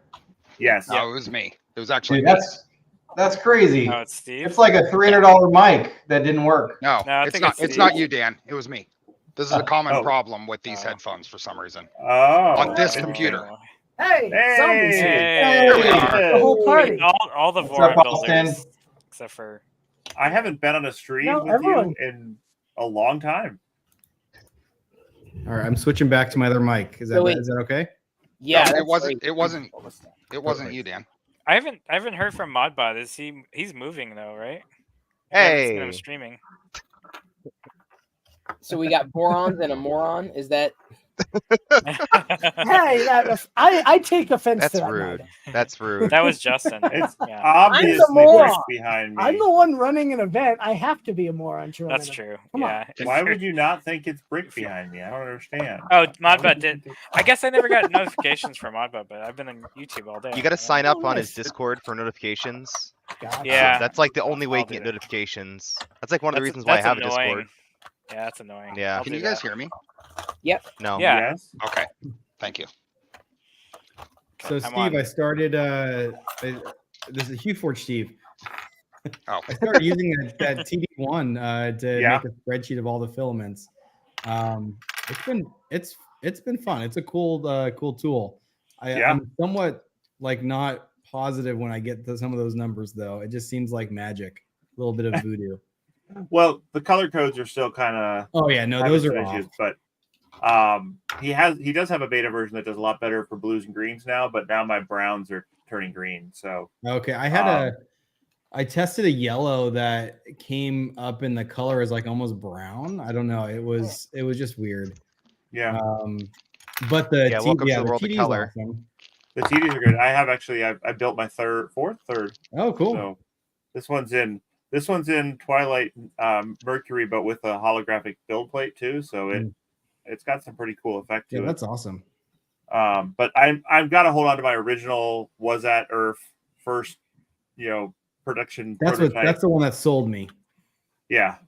So I gotta work with that. So I've been I sent a couple out for him because he sent me some kits early. Well, he sent me some boards early because I had components from the early testing. Mm-hmm. And so I built out 3 of them. And by the time I got them built out, because everything else going on, he's like, "Oh, just bring them to Rocky Mountain. We'll give them to people there that need, or I'll sell them there." So my dad has one right now because he lives local, and I was like, "Here, take a TD1 and stop telling me your filament is a 15 because it's clearly not." So he's been doing that. The TDs seem to be dead on. Color's still working on it. Did he give you The integration with HueForge goes really nicely too, and updating firmware from HueForge and stuff is great as well. I can actually show that if people want to see it. I do have that up. I'm curious. That'd be Mitch or Justin to pull me up if I put a screen up. Yeah. Yep, I got you. Actually, I'll just change my camera. So just put me up full. Oh, yeah, hold on. So the yellow one that I just did was registered at 12.3, which seems kind of high to me. Hi, Dan. Actually, for a yellow, that's not crazy. Okay. Okay. Cool. Then I wasn't. I was worried that it just wasn't working right. So that's good. I mean, it's a little high, but it's not crazy. So okay. So old unit. First of all, I don't know if we can see this. It says HF in the corner when it's connected to HueForge. Oh, cool. You can't really read it off on camera, but it's there. And then you put the filament in, right? Oh, also when it's connected, it'll pop up this TD1 menu, and then it'll just pop up when. So this is the problem. This is a brown, but it's showing up as how's green. It connect? It's serial. Right. It's serial over USB, and then it'll pop up. It'll tell you. It'll go with whatever type you have open, and then it'll leave the brand and the name open. It'll populate the color, but you can double click and change that to whatever it is. This is a brown, so obviously I wouldn't want to use this. And then it populates a TD, and mine is actually scanning, so it's continuously checking every second, and it'll update the values, just the TD values as it updates. Cool. So is it not color sensing, or? It is color sensing, but the color that it sensed is not right for browns right now. For greens and blues and to some yellows, it's great, but I don't have one of those right here. I just happen to have the green because I was testing it today and saying, hey, this is coming, or the brown. I was testing it today saying, this is coming out green, not brown. But a lot of he made some adjustments recently, and I have a firmware that's not out there in public. But anyway, it comes up with this menu here. If it isn't licensed, it'll give you an apply for license or a update license or upload license menu option. And otherwise, you can pull settings. Okay, that did not work. Live QA testing. Yeah, live QA testing. I'm gonna unplug it and plug it. I'm gonna unplug it and plug it back in because I think it's Have you tried unplugging it and plugging it back in? Have you tried? It's been plugged in for a really long time, so I think that's probably why. That's what you tried leveling your bed. There we go. I keep thinking that's the soundbite. So you can pull the settings file, and then you can change your screen type, even whether you can see it or not. You can turn on continuous, set sampling interval, and save and apply. And then you can also pull your version numbers if you want to do that. And then and then you can update your firmware. So when he gives you a firmware update, or when he sends out firmware updates, you drop them in the HueForge folder, unzip the update file, and then just say update firmware and give it the update folder, and it will just give it the folder and select it, and it'll go pull every file that's in the folder and send them up to the unit. Sorry. So it's super handy. And then if you want to, like if you said, oh, I know this is a color that exists, you can you could right click edit a color, and then you could just say, oh, I know this is that color, so let me put my filament in, and it will, once it scans it, it'll then update the value, not the color. Right now it won't update the color unless you set it, but it'll update just the TD value of that filament. So if you're like, I have bamboo, orange, and it's not printing right, like for me, this one defaults to 10 in the library, but I had to change mine to 5. But you could say, I've got this one, I'm not sure it's right, let me open it up, plug it in the TD1, and it'll give me a new TD value for it. You always make me feel so lazy. Lazy. Because I eyeball it. Like when I'm doing, I just like, this looks about right. But I don't achieve any. Oh, we're in a magazine. Oh, where's Shane? HueForge is in it. And the pizza. The pizza. Model. Yeah. Yep. I'm like, because he in the stream, Shane Otter's Danger Den was like showing the magazine. He I think it was opens it up. I'm like, that's my pizza model. I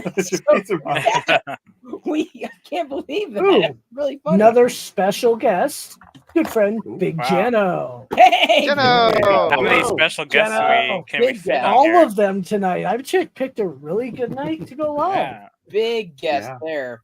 Jeno's making the 90s happen again over here. Yeah. You can take this down. I was just showing the TD1 integration. That's really cool. Jeno, how you doing? Hey. Not too bad. How are you guys all doing tonight? Good. Hey. I hear you got a shirt somehow, something recently, a really cool looking shirt. I did. Would it happen to have the letters? Would it happen to have 3 R's on it? I think at least 3. There's definitely a lot more on the back. We got our organizer and staff shirts last week. So, oh shit, it's VIP shirts. Is it from Murph, right? The Murph shirt? Yes. Okay. Yeah, we're only 4 months early on that. I think mine said 3D Printopia on it. Yeah. Oh, okay. Yeah, that would make cool sense. Yes, it is. Actually, I had to register for that. I had to do my registration for 3D Printopia. Already? Yeah, they do it a little differently. No, than they us. sent out an email about the new layout, but well, you actually have an auxiliary hall. Dan, your Dan, mic is really you're bad. roboting. I don't think it's Dan. Is it Steve? Is I think saying it it's him, is. but Oh, I thought it was. No, Steve's muted. I thought it was a Geary impression. Yeah, Steve's muted, Gary. so. All right, I'm going back to the. There we go. You're much better. Yeah, that's it's just better. I'm using the webcam mic now. Yeah. Okay. That works. I didn't even know I was muted. Yep. So let's see. Go to the store. I always assume I'm muted. Or I wasn't saying anything, so. Yeah, I got the 3D Printopia one early. Yeah, we try to coordinate so we're not hitting each other too hard on that. I don't know if I'm going to these events until like month or so before. There you go. Usually. Look at that. Oh yeah. Rocky Mountain I had to go to, but we have mugs, we have pins, we have a mouse pad because we could. I need to actually place an order. Yeah, do it. I was super impressed on how quick it got here. Like, yeah, it's a different supplier, a better quality. I don't like how they bill, but is there a Zippo? Is it one of those like made to order places? Yeah, it's a print on demand Delphi, and they do. If I sell something or we sell something, we get the money instantly, and then they bill us instantly. So it's a double out of the account. So I'll have to pull a spreadsheet. Okay. Oh, so you have to. They pay you the money you're paid, and then they bill you for what the They cost. bill you for fulfillments. Yep. It's weird. annoying. Last year we used a different one that was a very bouncy brand. If you get my drift, I don't want to. And was it Crimson? No. Oh. It was a very bouncy. Okay, get it? I got it. Yep. We had Hook quality slot. issues, but they put it all in an account and would just pay us when there was enough money, and so this is a little weird. But yeah, they're available. Dan, if you're gonna or any of the Steves, if you're gonna order before you order, shoot me a message, because I can help. Cool. Yeah, we need K2 Kevin to get. I'll actually send you laid. guys the links right Yeah. now. I still got mine actually from Let's see. Utopia. I got All one 4 of over them. here somewhere. I got mine I got from laid Murph 4 somewhere times. here. I think it's this one right here. The Mine's the best one though. K2 clips. I don't have it right here. It's in I the don't other actually use them, but they look cool. Mine's on display. Yeah, I think they're more on display pieces than actually using them for filament. But I have the ones. I'm sending messages. I have the ones that Ian makes, the ones that stick on that he prints. Those are. I got those cool. somewhere too. Yeah, There you go. they look nice. I just haven't. I've been too lazy to do any filament management. Oh, I fixed it. Bearded Bucket got a steal because I screwed up on the discount. The site auto sets them to a certain percentage, and he tested it, and we lost money on that. So don't worry, I'll be collecting that from him in about 5 weeks. So. There'll be a payment required before you can come through. Is there a link to your merch here? Oh, here it is. Can you stop saying 5 It's weeks, right please? there at the bottom. 5 weeks, 5 weeks, 5 weeks. 5 times 7, whatever that is, 35 days. Yeah. Actually, I can tell us how many days. We have almost 2,400 people signed up. It's a Am I signed pullover up? hoodie. I want a zip yeah, up you're hoodie. signed up. Can I get a zip up hoodie made? Check the other side. I don't know. That's all I have. can is just probably shirts. make one, but I could get the youth size ones. I think I could fit in one of those. 37 days. Is that better, Steve? No, that sounds worse. That's way worse. Infinitely worse.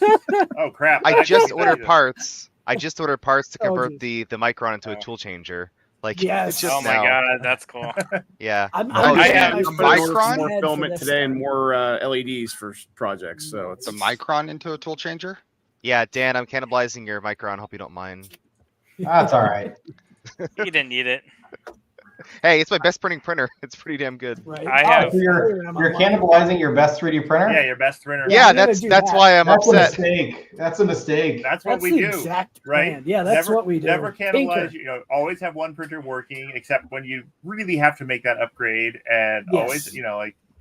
I'm gonna stealth change this big boy here. So I got the bamboos. Those I have are a bear frame. I have a bear, not a bear frame, but a Alice frame backpack that I'm actually converting to a backpack. Zombie, right there. See it? So, straight behind him. You can see right the, there. It's a. Do you know what that is? Hold on, don't tell him. My upgrade printer is sitting on the floor in the corner behind the. That confused. It's a K1 K1 Max. Yeah. It's a K1 carbon AMS. K1C. Oh wait, so if Creality makes a K2 printer, then a K2 Krevin could sue for the copyright. This came in. Yeah. Oh. Nice. Oh, the kit. Oh, nice. You'll have fun building that. It's a fun printer. Mayhem, just make sure that one keeps working. Yeah, you only need one printer. You don't need 4. Yeah. The other 3 are to entertain you. I actually used my second print, my old printers. I used them this week because when I print Pet G, I don't do it on the bamboos behind me. I do it on my other printers. I was printing a desk mount for my Stream Deck. Oh, that's cool. And I said, I want that in Pet G. Because I have a lot of Pet G. Creality knows that they're going to have to license all the things. They steal all the things anyway. So it's just going to be the K2K, and it's just going to be like Kevin's like knockoff printer. It's gonna be the K2, and somewhere written on the box is gonna be Kevin. Actually, if it was a Delta, if it was a Delta printer, it could have the K2 clips, but as the base of the Delta printer, we can make that happen. Yeah, I'm willing to sacrifice my Super Racer as a. Yeah, I think that's about the best use of the K2 clip themed Super Racer. I want to see that. Yes, that would be cool. How is the tool changer going, by the way? I meant to ask Zombie. Which one? The Voron. That's bad when you have to ask which one. You have big 3 tools on it, right? Yeah, I have 3 tools. It works. I'll find the link for the. I'm procrastinating putting on more tools because I want to make a video on it, but I also just want to get it done. So I'm in that infinite loop of not wanting to do it, but also not getting it done. Mm-hmm. That's why it's so long to get my Phoenix going. That's awesome. Yeah. I never know. Redeemed to stretch. So the goal for projects for Rocky Mountain is to bring your prototype that doesn't work and it's not calibrated, and then fix it the night before in the hotel room. Yeah, that's motivation. That happens. That's tradition. Don't we all fix it the first night while we're all as it's falling apart? It's falling apart and you haven't even driven it yet. Yeah, right. I'm redesigning the whole thing. I know, like a couple weeks before, but of course, I just reprinted the wheel assemblies. Now I got to reprint the TPU. Here. We don't need. And then I'm gonna work on the base. I redid the scoop for mine. It is now a dual servo scoop. Isn't there like no rules now? Just no, there's never been any rules. No, I mean, there's my front of the Death Racer once I finish it, basically. Oh, might have a jet engine on it. A jet engine. Yeah, that's what you need, a jet engine. Sweet.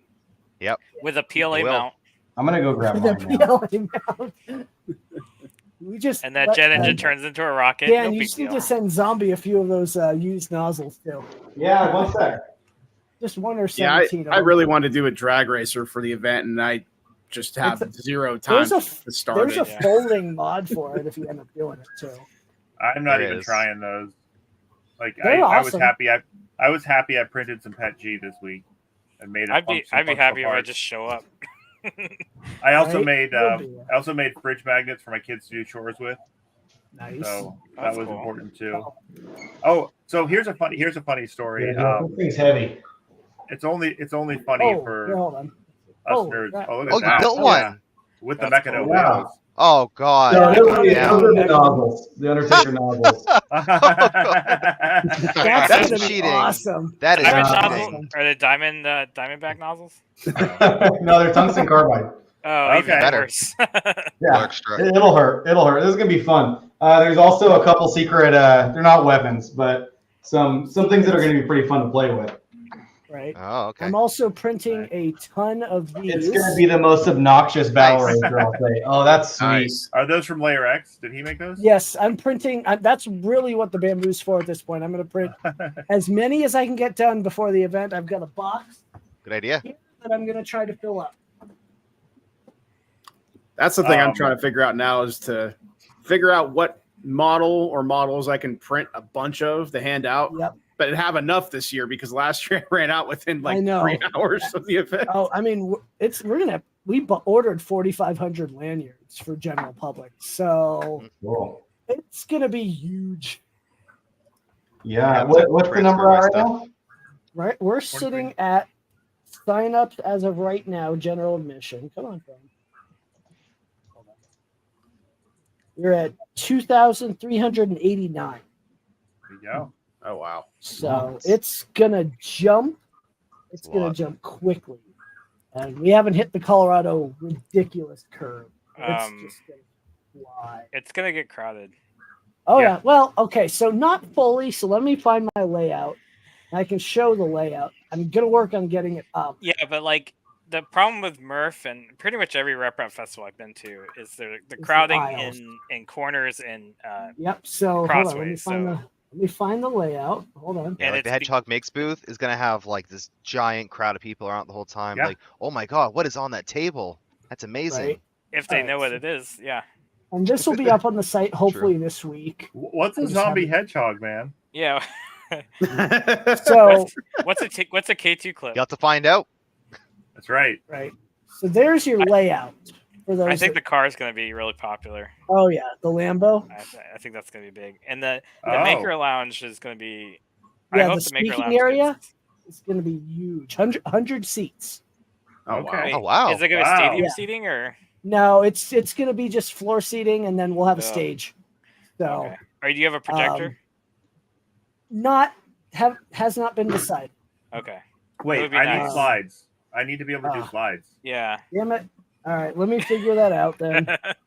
I work in a visual medium. Let me try to explain to you Buy- by Yeah, hand that's true. exactly how Buy it an works. buy an 80-inch TV from Best Buy or whatever, or Micro Center, and then return it after your event. I will have to do that. But yeah, so most of the outer aisles expense to get your tax return, your tax. most of these outer aisles are 15 feet in most spots, except for like right here. Yeah. So it's already going to be where more I'm going to space. be is where it's going to be crowded. I get it. You're going to be like right here. I don't. That's am I literally, A1? that's where I was last year, actually, like right No, where you that were house you, was. you were I was right like, here. Yeah. Yeah. Yeah, Yeah, you're really right by the close. concession stand, not too far from the Yeah. restroom. It was like And then we'll prime have location. the prime everything else over here. Yeah. I Where picked are the you gonna be, central Zombie? location because of the battery. Zombie is charging. going to be wherever he gets starting at 2 p.m. Friday. Oh, he's Yep. taking a maker table. Do you know what's available still? Nothing. There's everything's sold out. And Yep. and there's Wait. wait list. Who's asking? Because I might have No, table availability. That was Dan. half a table. No, I've got a couple of tables. You've got. Although I was thinking, dude, I've got those double-sided like pop-ups. I should have stuck in the like where kind of close to where I was last time, so you could see Are on you the side. are you bringing You're over the here. Husky carts? Somewhere. Yeah, I think so. Oh God. I'm driving over. Yeah, so you might as wow. well bring them. Yeah. I'm down 17, 18. Yeah, Well, you're down Ajax here. and I. I Ajax and I think are we're 17, 18. 28 and You're 29. in this area. Yeah, I Yeah. can't pull Oh, the yeah. screen. Let me Yeah. see. Hold on. Man, being right at the entrance too. That's gonna be Nice. a good I- spot. Oh crap! I hope so. Right. Oh. Yeah, you should. Don't show Secrets. that. Anyone take a screenshot? I I'm gonna saw have to Bamboo delete Labs. that. I have a photo memory, so It's late. Damn it! That was smart. Here, I can fix that.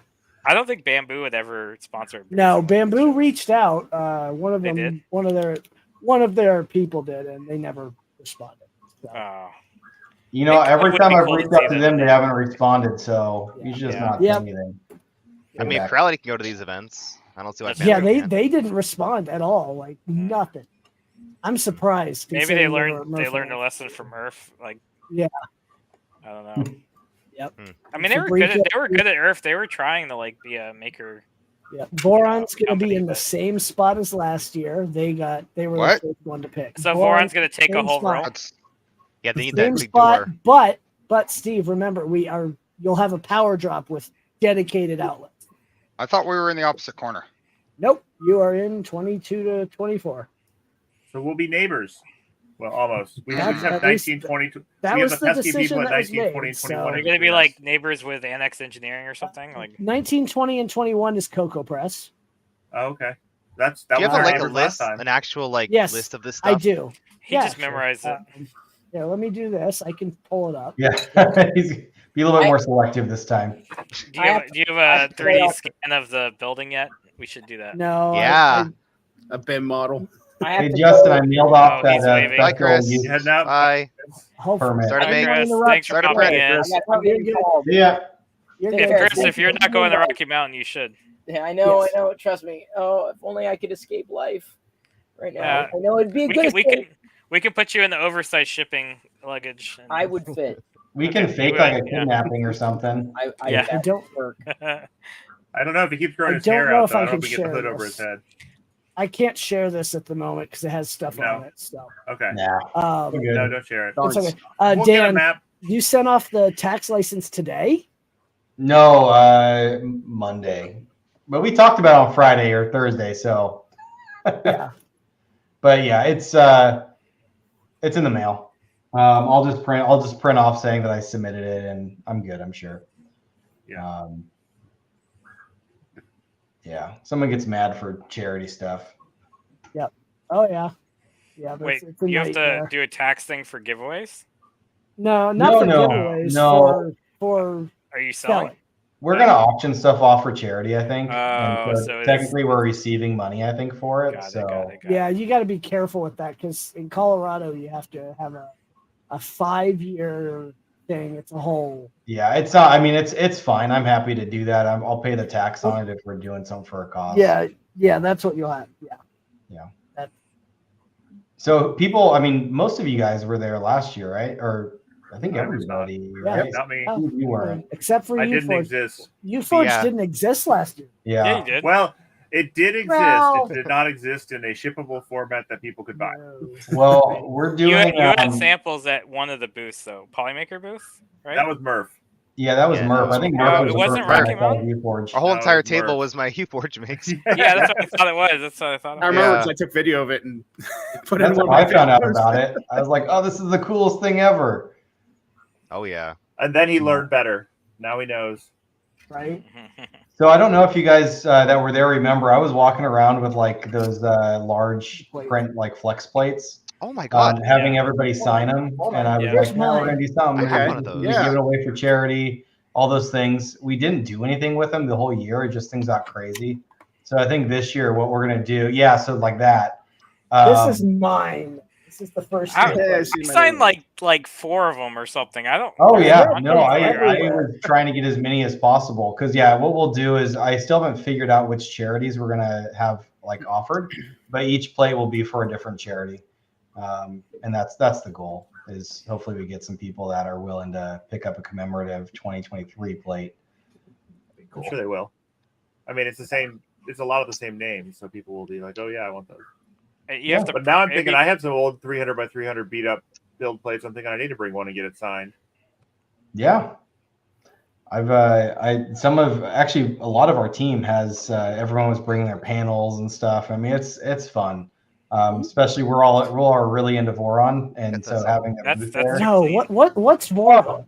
Oh, is that from one of that? Didn't you? That's cool. Did you? That looks like it printed the Rocky Mountain logo, Rocky Mountain RepRap Festival logo on. Yeah, you didn't get any signatures.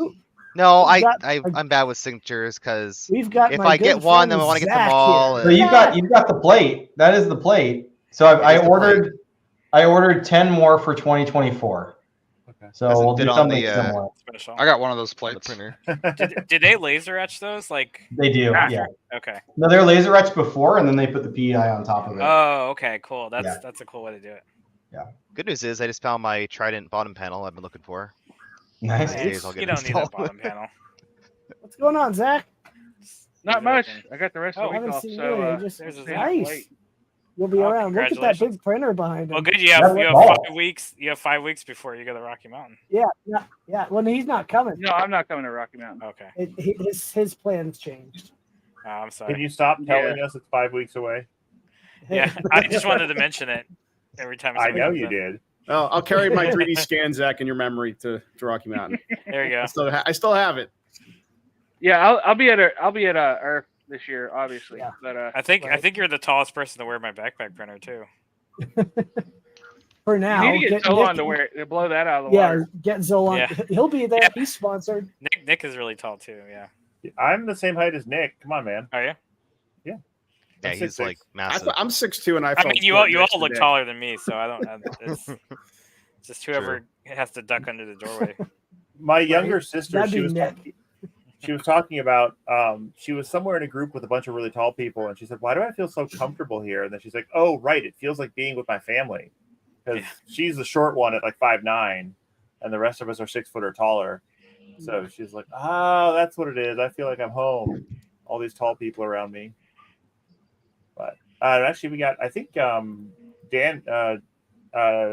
Neokoi is coming too, and he's 6'6". He's 6'7". Oh my God, that's taller than me.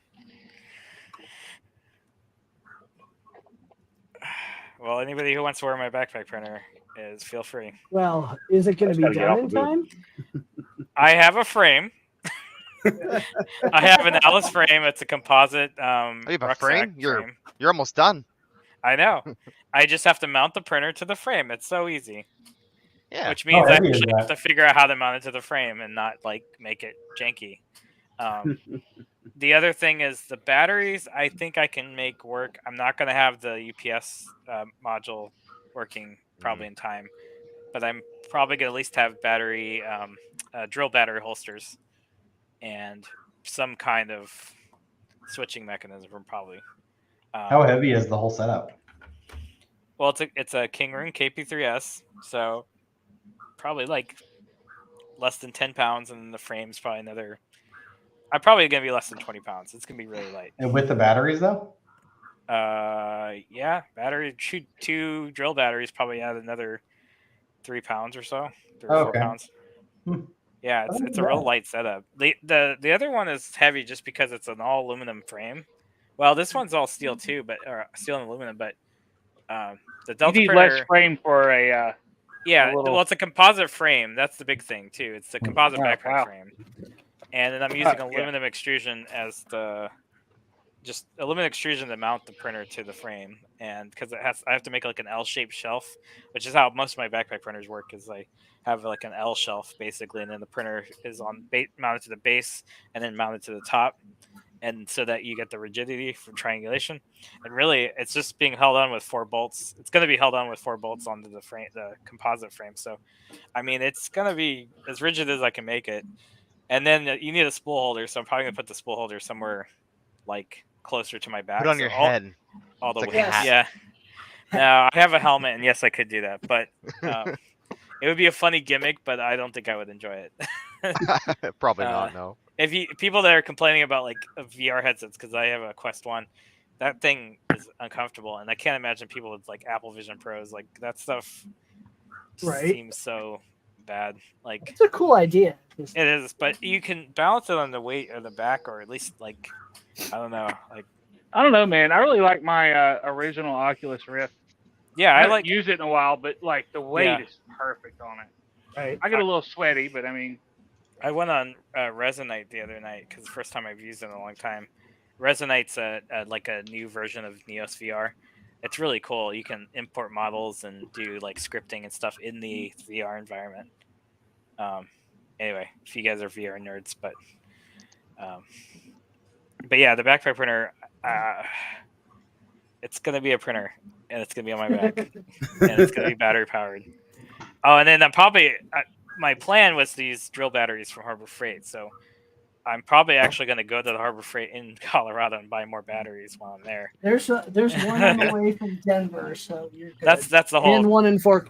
That's the whole goal Collins, of using drill batteries is that no matter where I go, I can just buy the batteries at the event instead of having to get special ones like the lithium iron phosphates.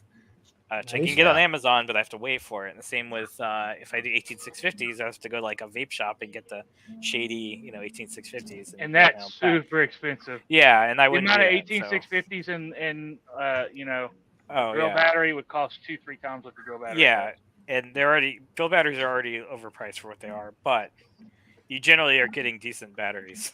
And you're getting some BMS and. Well, you already got a case. Well, not Harbor Freight, but yes, there is something. I think there's a polyfuse in there to make sure it doesn't explode, but I don't think it has a BMS built into the battery. Yeah, just OCP, no BMS.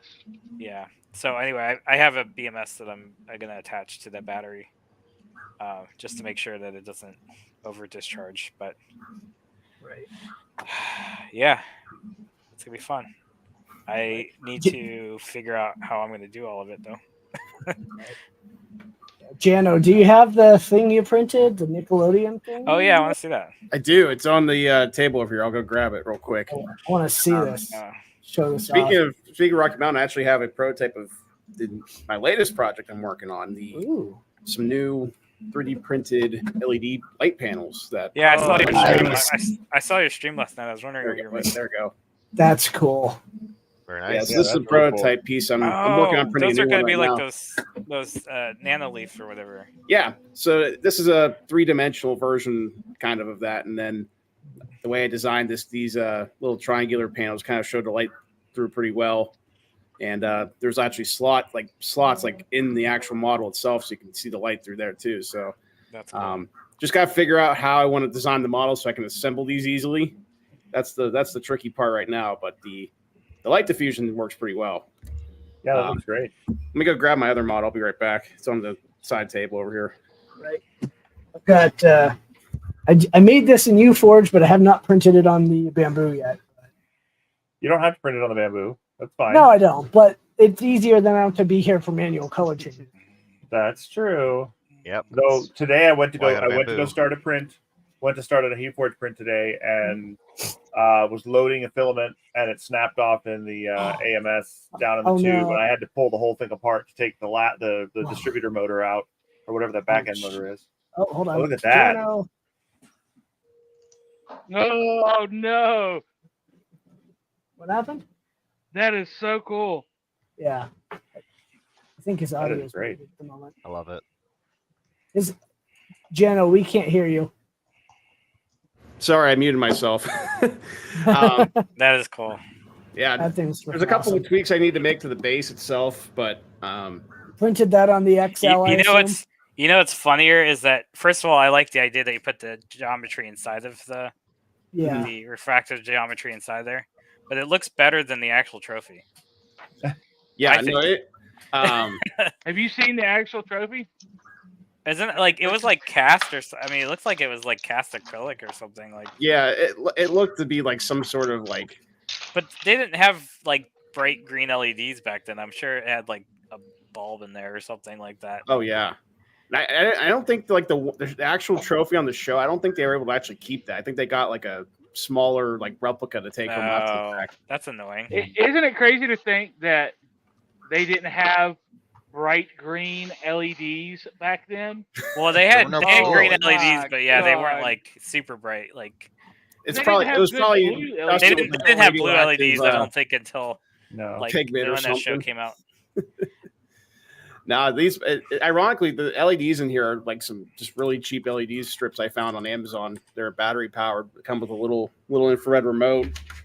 This little guy right here, the green setting is like the perfect green color for the model. But that show came out in 92 to 95. That's no. totally forgot how old that show is now.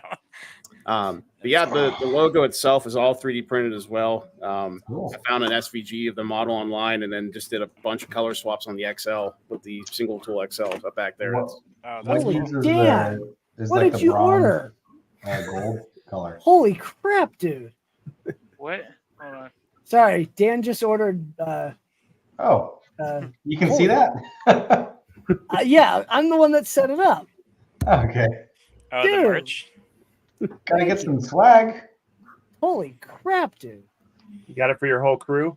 Yep. I think so. I love Basically, it. that's it. There should be I had to talk six, myself and then into spending. I got myself Six a and then two of sweatshirt one. too. Love it. Yeah, I need But Yeah, the it's sweatshirts white, are so cool. my wife's gonna say that was a bad idea. Should be right. It's all good. Yeah, white lasts like a day, and then I Right. cook or something. This order may ship in separate shipments. It's a Oh, it's all good. All good. I like the option to have like the off-white gray color. Yeah, I that's like good. that. I like that color choice. It's hard with some of the logos because you know, like Murph does green shirts and black shirts, but they make all the logos black and white. We didn't want to go through that this year. Mhm. I Wait, like what are the multicolor. colors differences? Here, If you click them, it'll give Here, hold you. So there's basically like kind of a light gray option and a white. They all so look silver. They if look we go to green. this here, so you've got a few different options. You got the guy at the gym. You know, he's got to work out. Yeah, that's Yeah. that's me. That's what I chose. You have the full white. You have a few off ones. Can you choose the models for these products? Yeah, I did. Okay. Yeah, you got I a was few going to say, different they colors. come with the models? Is that part Yes. Yeah. I No, was they impressed just with like CGI. how the placement of every sponsor was like thrown on there, and Yep. That. I know some companies would look we at that did. and be like, "There's no way we could make that." And Yeah. No, we did the design, or our designer did, and so she did a good job with it. And, you know, the only thing that sucks on the hoodie is the hoodie blocks Oh, don't tell me that. some stuff. Okay. Oh, the hood I itself. guess it depends Oh, on the the hood. size of the A little hoodie you bit. get. Yeah. Okay. We even have, you know, mugs. Yeah, I and- saw that. That was these are for the heck of it things. We've actually sold a bag and a mug. Okay. So Are they? someone will Do you have know? some- Are they screen pressed or are they? I don't know. DCP? Jano, are they DTP or whatever? or Are they looking that DTP? good? Yeah. I think so. Because ours It's probably were the DTP staff would be ones. my guess to get all those sponsor colors and stuff. Yeah. It Oh, would be a lot of. The setup would be pretty hard to do if you were screen Yeah. printing it. yeah, that's what we had for our My T-shirt staff terminology shirts. is lacking. Yeah, I know. I mean that. Yeah. If you're gonna do a bunch of them and you had them like pre-done, you'd probably pay. Yeah, that's attention what we to that did. taken We care found of. a good supplier for shirts. Yeah, your discount hoodie. No, seriously, he's gonna walk in the door, and I'm gonna have my front people like, he owes you the difference. It'd be hilarious. That's what I'm gonna do. He's No, it's a nice quality shirt. yeah, It's also better than last year's. and they actually Are are like sizes I bigger rock or last smaller? year's. they're actually like pretty dead on with sizing too. With Okay. Well, I kind of guessed on my employees, so that might be a problem. I mean, hopefully we're good. If not, I might be ordering a couple more shirts, Justin. They take a week and a half. I didn't find so- I didn't find the size I ordered to be any smaller than what I think it should be. So Well, I'm just guessing. I don't have like my staff size. Right. So I might have done depending on who something you buy different. from. I know sometimes things run much smaller than. You guys are going to have some at the I tables, love right? it. No, we're not selling them. Oh, This wow. year it just didn't work out. We couldn't find a supplier that could do the volume at the right Yeah. price and with the right quality. Next year, probably, but this year I don't think we're gonna. Well, we got. I don't know what you guys. I just got quotes for apparel because we do sell apparel, and right now it's Yeah. all it's all. You and I'll have to connect. We're not going to do yeah. it this year because there's no space. Now with if we needed it, we need a booth and a specific spot. Well, if take these up a guys work spot. out, If these guys work out, I'll drive it over for the events and stuff. I mean, the pricing was really, really reasonable. Yeah. I mean, we have a lady that did ours, and she did an incredible job. I don't know if she can do the volume, though. But the pricing was half. I'm not kidding. Half of every other quote. We got 8 quotes. It was insane. She's a really good person to work with. We got quotes for a t-shirt. I mean, in our t-shirt, I mean, we do choose like a nice t-shirt, but anywhere between 11.30, and that's her front, back, and a sleeve, all the way up to $25. Yeah, they were about $12 a range. shirt. Yeah. And she does, she can do volume, so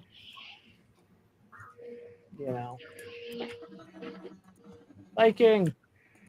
Someday we've got to get Viking to one of these events. I don't care which one, just one of them. But When he's he coming finishes from his printer. middle of nowhere. Yes, that'll be what 2035. Sorry, Viking. Got to give you a hard time on that. Oh, no, I was thinking Alien. His printer was that. Alien. I mean, if you wanna get sponsored and be the Berserker guy, get you early. I think he'd fit the bill. Yeah. Yeah, he would.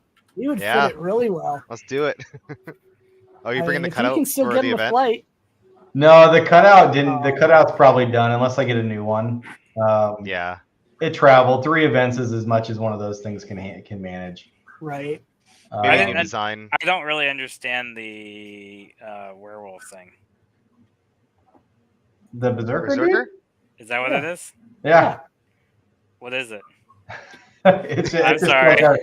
It's like our mascot for our high-end brand. So. Oh, okay. I saw it. I mean, I saw it and I thought it was cool, but I just was wondering why it's a werewolf. I don't know. Yeah, without context, it might look out of place. Yeah, I think that's what it was. Yeah. It sure attracted a lot of the kids and stuff that wanted to get a picture taken with it and stuff. Yeah, it's probably done. But yeah, we've got a whole thing, and I think even for Murph, we've got a couple new Berserker related items. It's just fun. Yeah, we need to make her Viking cutout. I'm good with that. Yeah, there we go. Oh, that'd be cool. You can go to every event. Yeah. Yes. So that would cost less than flying them. The cutouts are only like a couple $100. Like they're not that expensive.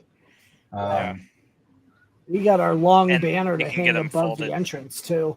Let's see if I can find the picture. And they travel well. I need to get a banner for my table. You should do that now. 3D printed Oh, letters yeah. on my table that were like way too small.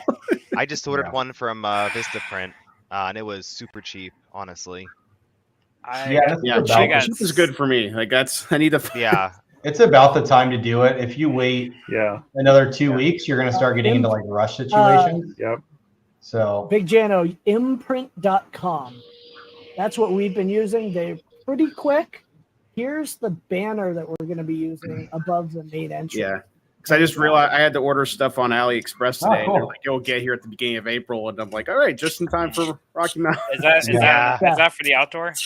That's for the outdoor, and then we're going to have Nice. a vertical flag for Good. the check-in as Oh, well. nice. So Are you going to do any? I got a suggestion for the banner printing, by the way. Look around and see if you have a local shop. Yeah. yes. Yeah. There is a local shop near me for doing that kind of stuff. The next 4 days, I'm at a tattoo festival selling printed stuff and some painted stuff and just a bunch of random artsy stuff. And Nice. Lacey's actually setting up and doing like chair massage, but like on a table. Tattoo artists who are tattooing for the whole weekend and are flush with cash. And there's a massage therapist in the house providing her services. That's some money. But this local place is turning me around 300 business cards and a 3x4 banner in 2 days. Wow. Local. Yeah.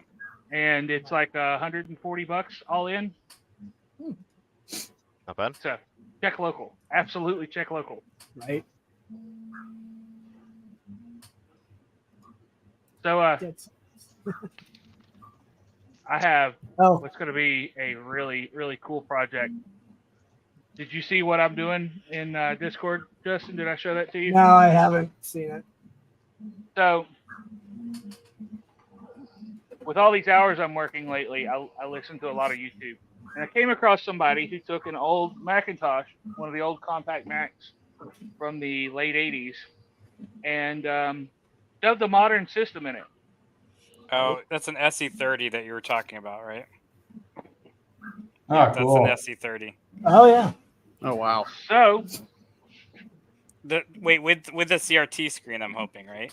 No, I don't have any way to get a CRT in there. Oh, yeah. That's a monochrome CRT that's in there. I know, but like, wouldn't it be cool to have the original CRT but with a modern system? Oh yeah, but how am I going to drive it? Magic. I mean, some analog converter. You have to make your own like analog board. Yeah, that's a mini ITX. That's so all. This is 32 gigs of RAM, a 5700G. So it's got Radeon graphics in it. Oh, it has the graphics. Actually, built in, deep it. Yeah. So this is the sum total. So I already got the hard drive out. This is the sum total of the board that's going to run it. And then I've got a mini SFX power supply that I hate to have to cut this thing, but you should see the board that came out of this. This thing is toast.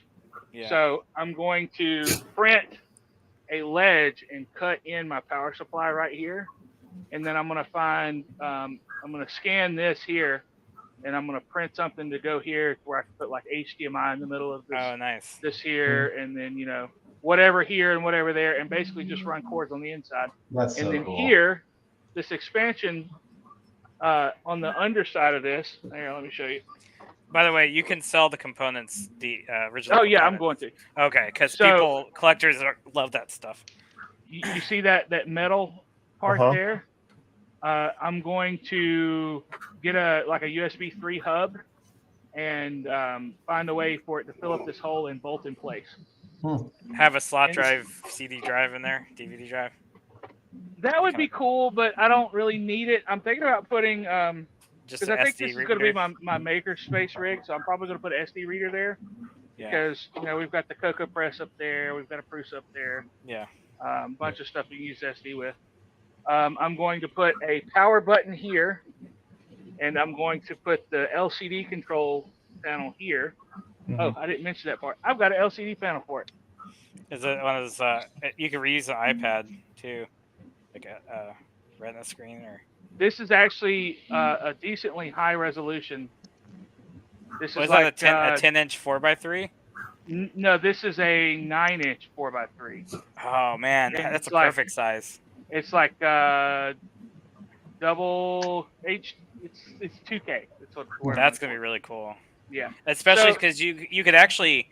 So it's even cooler than doing the original CRTs. You could do a filter to make it look like a CRT with the black and white, and actually match the contrast and image. Oh, it gets even better. Are you ready for the best of the better? The hardware I picked was very intentional. It's Hackintosh compatible. I can run macOS 14 on it. Oh, that would be cool, yeah.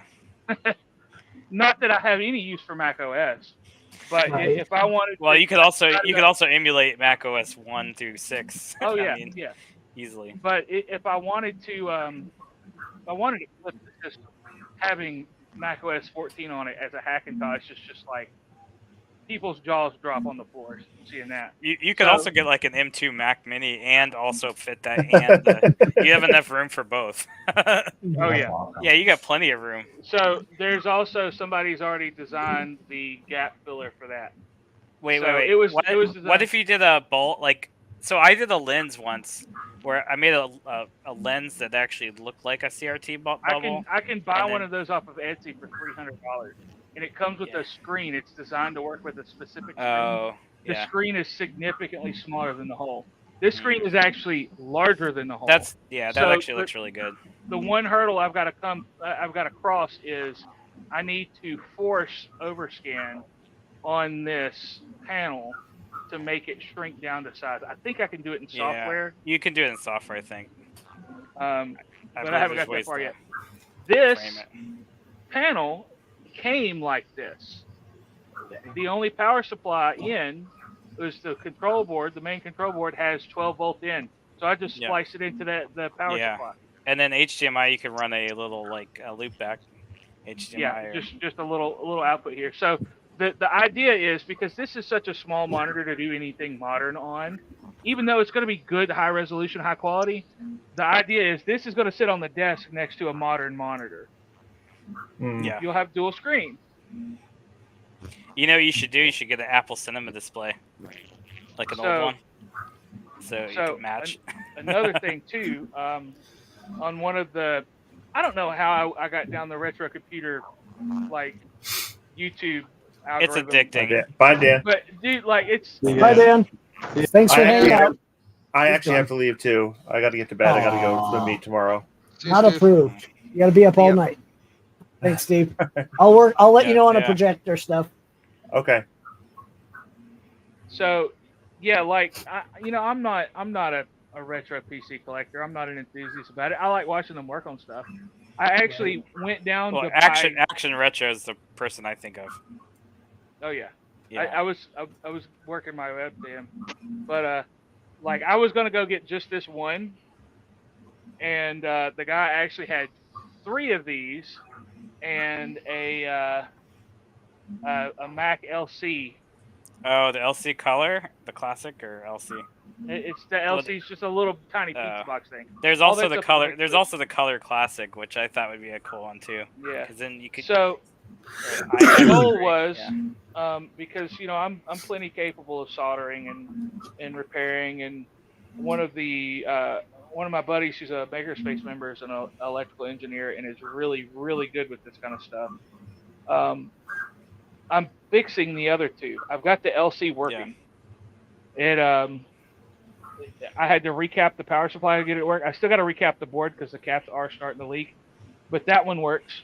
So that's $100. That's my $100 back that I spent on that. And then the other SC30, which is actually in pretty good shape, I'm waiting on a new ROM for. I recapped it, wouldn't start, and we finally came to the conclusion that the ROM sim is bad, because when you look at the data output on the oscilloscope, when it boots up, you don't have a digital signal. You've got bits that are only raising half the voltage, half the logic voltage. Did you watch the Adrian Digital Basement? He did 3 Macs, I think 1 SE, 2 classics, and it was the PLA chip or something, like one of the logic programmable logic arrays, and then the VDSLS or whatever, that other chip that's like an all-in-one chip. But on the original SE, I don't think has that. I think it's so this is an SE30, which is a lot closer to the original SE. But still, like I think like there's just, I guess some of those brands of chips, I guess, are bad, and so some of the ROM chips. I mean, as far as we can tell, so this one has all the ROM on a custom sim. Yeah. And like I said, as far as we can tell, it's the sim that's bad, or the chips on the ROM sim that are bad, because, like I said, looking at the data lines, normally, like we probed around, he got on like a memory sims data line, and you can see, you got a clean 0 and a clean high for a 0 and a 1 data. But on the ROM sim, there's a bunch of low-level noise, and some of the data peaks are only coming halfway up. So we're assuming it's the ROM sim. But I'll have a new one of those to figure that out eventually. But when that was fixed, everything else on it's fixed. I recapped the whole thing. I recapped the power supply, the analog board. That's like a $500 system. I like the MK3 bed on that. That's awesome. It works. Oh, nice. But it's Clipper's now happy. Yay! Happy Clipper. Wow, you just got that working now? Woohoo. Well, I just had to go through and change all the pins because it used to have a Duet 2 Wi-Fi in there with a Duex 5 board in it, and now it has Leviathan with the Nighthawk. Are you gonna use the Duet for anything? I don't know. Okay. Does somebody need a Duet? No, I'm just asking. I mean, I like the Duet series. I do too. But I think for Vorons, it's kind of redundant. But for other like special projects, they're pretty cool. Yeah, you lose a lot of really neat functionality that a Voron benefits from on a duet compared to Clipper. That was a duet running Clipper.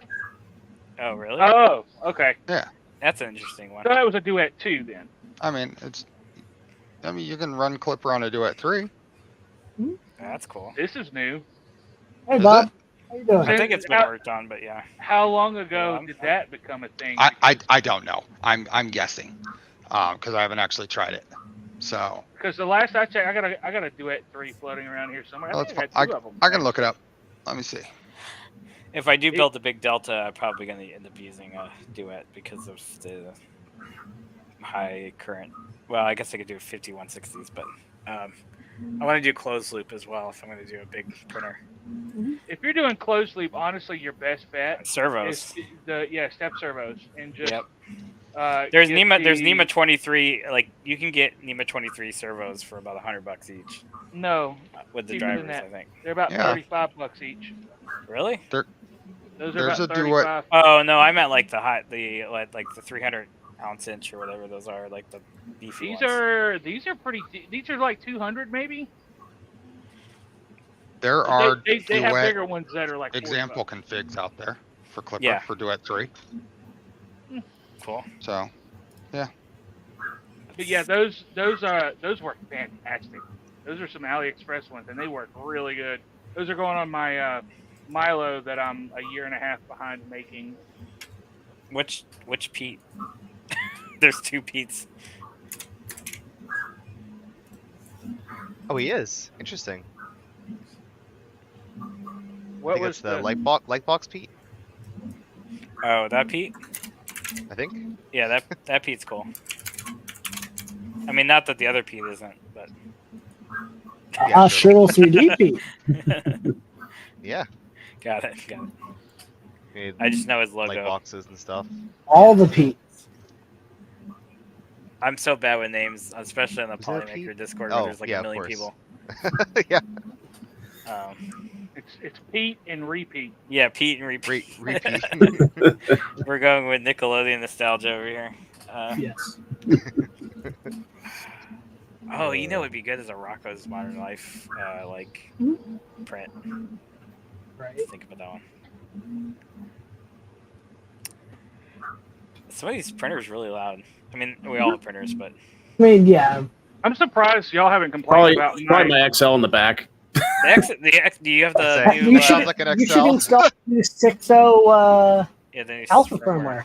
Yeah, I haven't had a chance to do that yet. I probably need to at some point soon. Man, that is loud. I know Grant just did it, so. Yeah, the video. I was getting some really bad. I think I had something.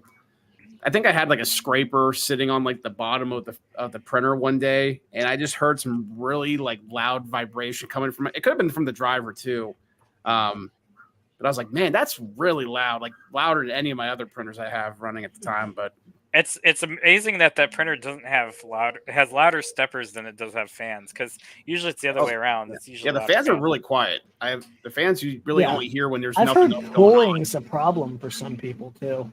Yeah, they're only using one little fan when you're doing big prints. That's because their tool heads are like skinny, like they're weird. Yeah. And what they should do is do like the stealth or what's the shark burner with dragon burner style. Yeah, one of these bad boys. Yeah, if they put 4010s, that's nice. So just like if you could do like the XL tool head but with a dragon burner fan setup. Man, one day I would love to have a tool changer, but I'm going to be turning. You have enough hardware to Voron into one at some point. You can stealth change a Voron.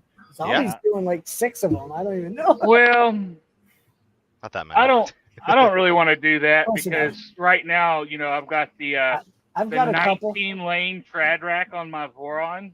Oh yeah, that's gonna be cool. 19. I want to see a spool management for that. Yeah, it's basically a whole shelf. Whole entire room. It doesn't quite work yet. So one of the guys at RMRRF, it was Jerry, I can't remember his name. The twins. You know the twins that are at all of the older guys? Yep. So one of them showed the idea of using a small tube and a big tube for a buffer system. Worked great on his setup. I couldn't make it quite work. Oh yeah, it's like as okay, yeah. The look that you just did, that why didn't I think of that before? I had that same look, and in the right situation, I could see it working really well. But I've got to handle a lot of filament. Yeah, I mean it works well on like the bamboo style buffer. It's just a little mini compression, but they're actively controlling the pressure on it. So with this trad rack, you need like this, like that big of a buffer. So that's my filament storage up there. That'll hold 20 rolls on rollers. And I've just got to figure out a buffering system, and I'll be good. Yeah, I never got a good buffer system working when I had my ERCF. It's like the bane of the ERCF is the buffer system and loading the buffer system. The tip forming is the big thing. Yeah, that too. But I have a filament cutter on my stealth burner. Nice. Oh, nice. What do you call that thing? I Filometrics. Yeah. Yeah, I adapted it. I had to adapt it because I wanted to run the extended stealth burner for the longer hot end. I've got a Rapido UHF in here. And also I'm running CPAP, so I had to modify all the stuff that was changed for CPAP. So it's kind of a shit show right now. Hey, if it works, it works. Works pretty good. Once I went to a Rapido version 2, which has a little less issues with clogging, and got my retraction pre-cut dialed in a little better, it's worked great. That's actually something I need to do is steal the tip forming macro and just apply it to a normal like unload filament. Because I swear in all these printers, the more I use the unload macro, the more just I can't unload the filament because it's just not tip formed correctly. I really want to do a tool changing delta now. I told you Delta. Someone actually mentioned that one day. Like you could put like tools on the side or something. Tool changing delta would be groundbreaking. Yeah, I mean people have tried it, and I've seen certain ways to do it. And I think Delta Printer from Florida, or whatever that company is, that was at IRF. They were at IRF, and they had the folding printer, that one that like folded up geometrically. It was a folding. Oh yeah. Delta. But they had a tool changer a while ago. But I want to see a good design of it, and the only way I could see doing it is the effector itself having magnets and locating pins, and basically where the effector goes up and under a tool and then kind of latches in and then kind of goes up and over and down. So it has. Imagine the diameter of that Delta printer to have like 5 tool heads. Well, if I'm going to build a Delta printer, it's going to be huge, so I would have a lot of room for it. But the effector would have to be pretty big too. But the big thing is that you'd have the 5 whips on the sides. You still have to have like 5 individual whips, and then you'd have to have like a rack between the 2 towers, and then have to like grab. You could actually have a set of tools on each side of the printer. So you could actually have like 3 different. Yeah, you could have different tools like on different parts of the frame, like at different heights. Just at different heights, yeah. Well, because it's all just offsets. You can stagger, it gets staggered as long as the whip doesn't get caught. That's the only thing I would worry about, is the whip getting caught. The other way to do it is more like the black box, where you have the extruder body on it, and then all you need is the so you have the wiring already going to it, and then all you need is the Bowden tubes. Yeah, with a big enough delta, you could probably fit like 4 or 5 tools per side. Yeah. That would be and cool. If you had an extruder or an effector, you'd probably have to use like a servo with something. My brain's hurting just thinking of the CAD for that. But yeah, it's the thing is with Delta printers, it's symmetric, right? So everything can be kind of built symmetrically. So if you get you could use this style.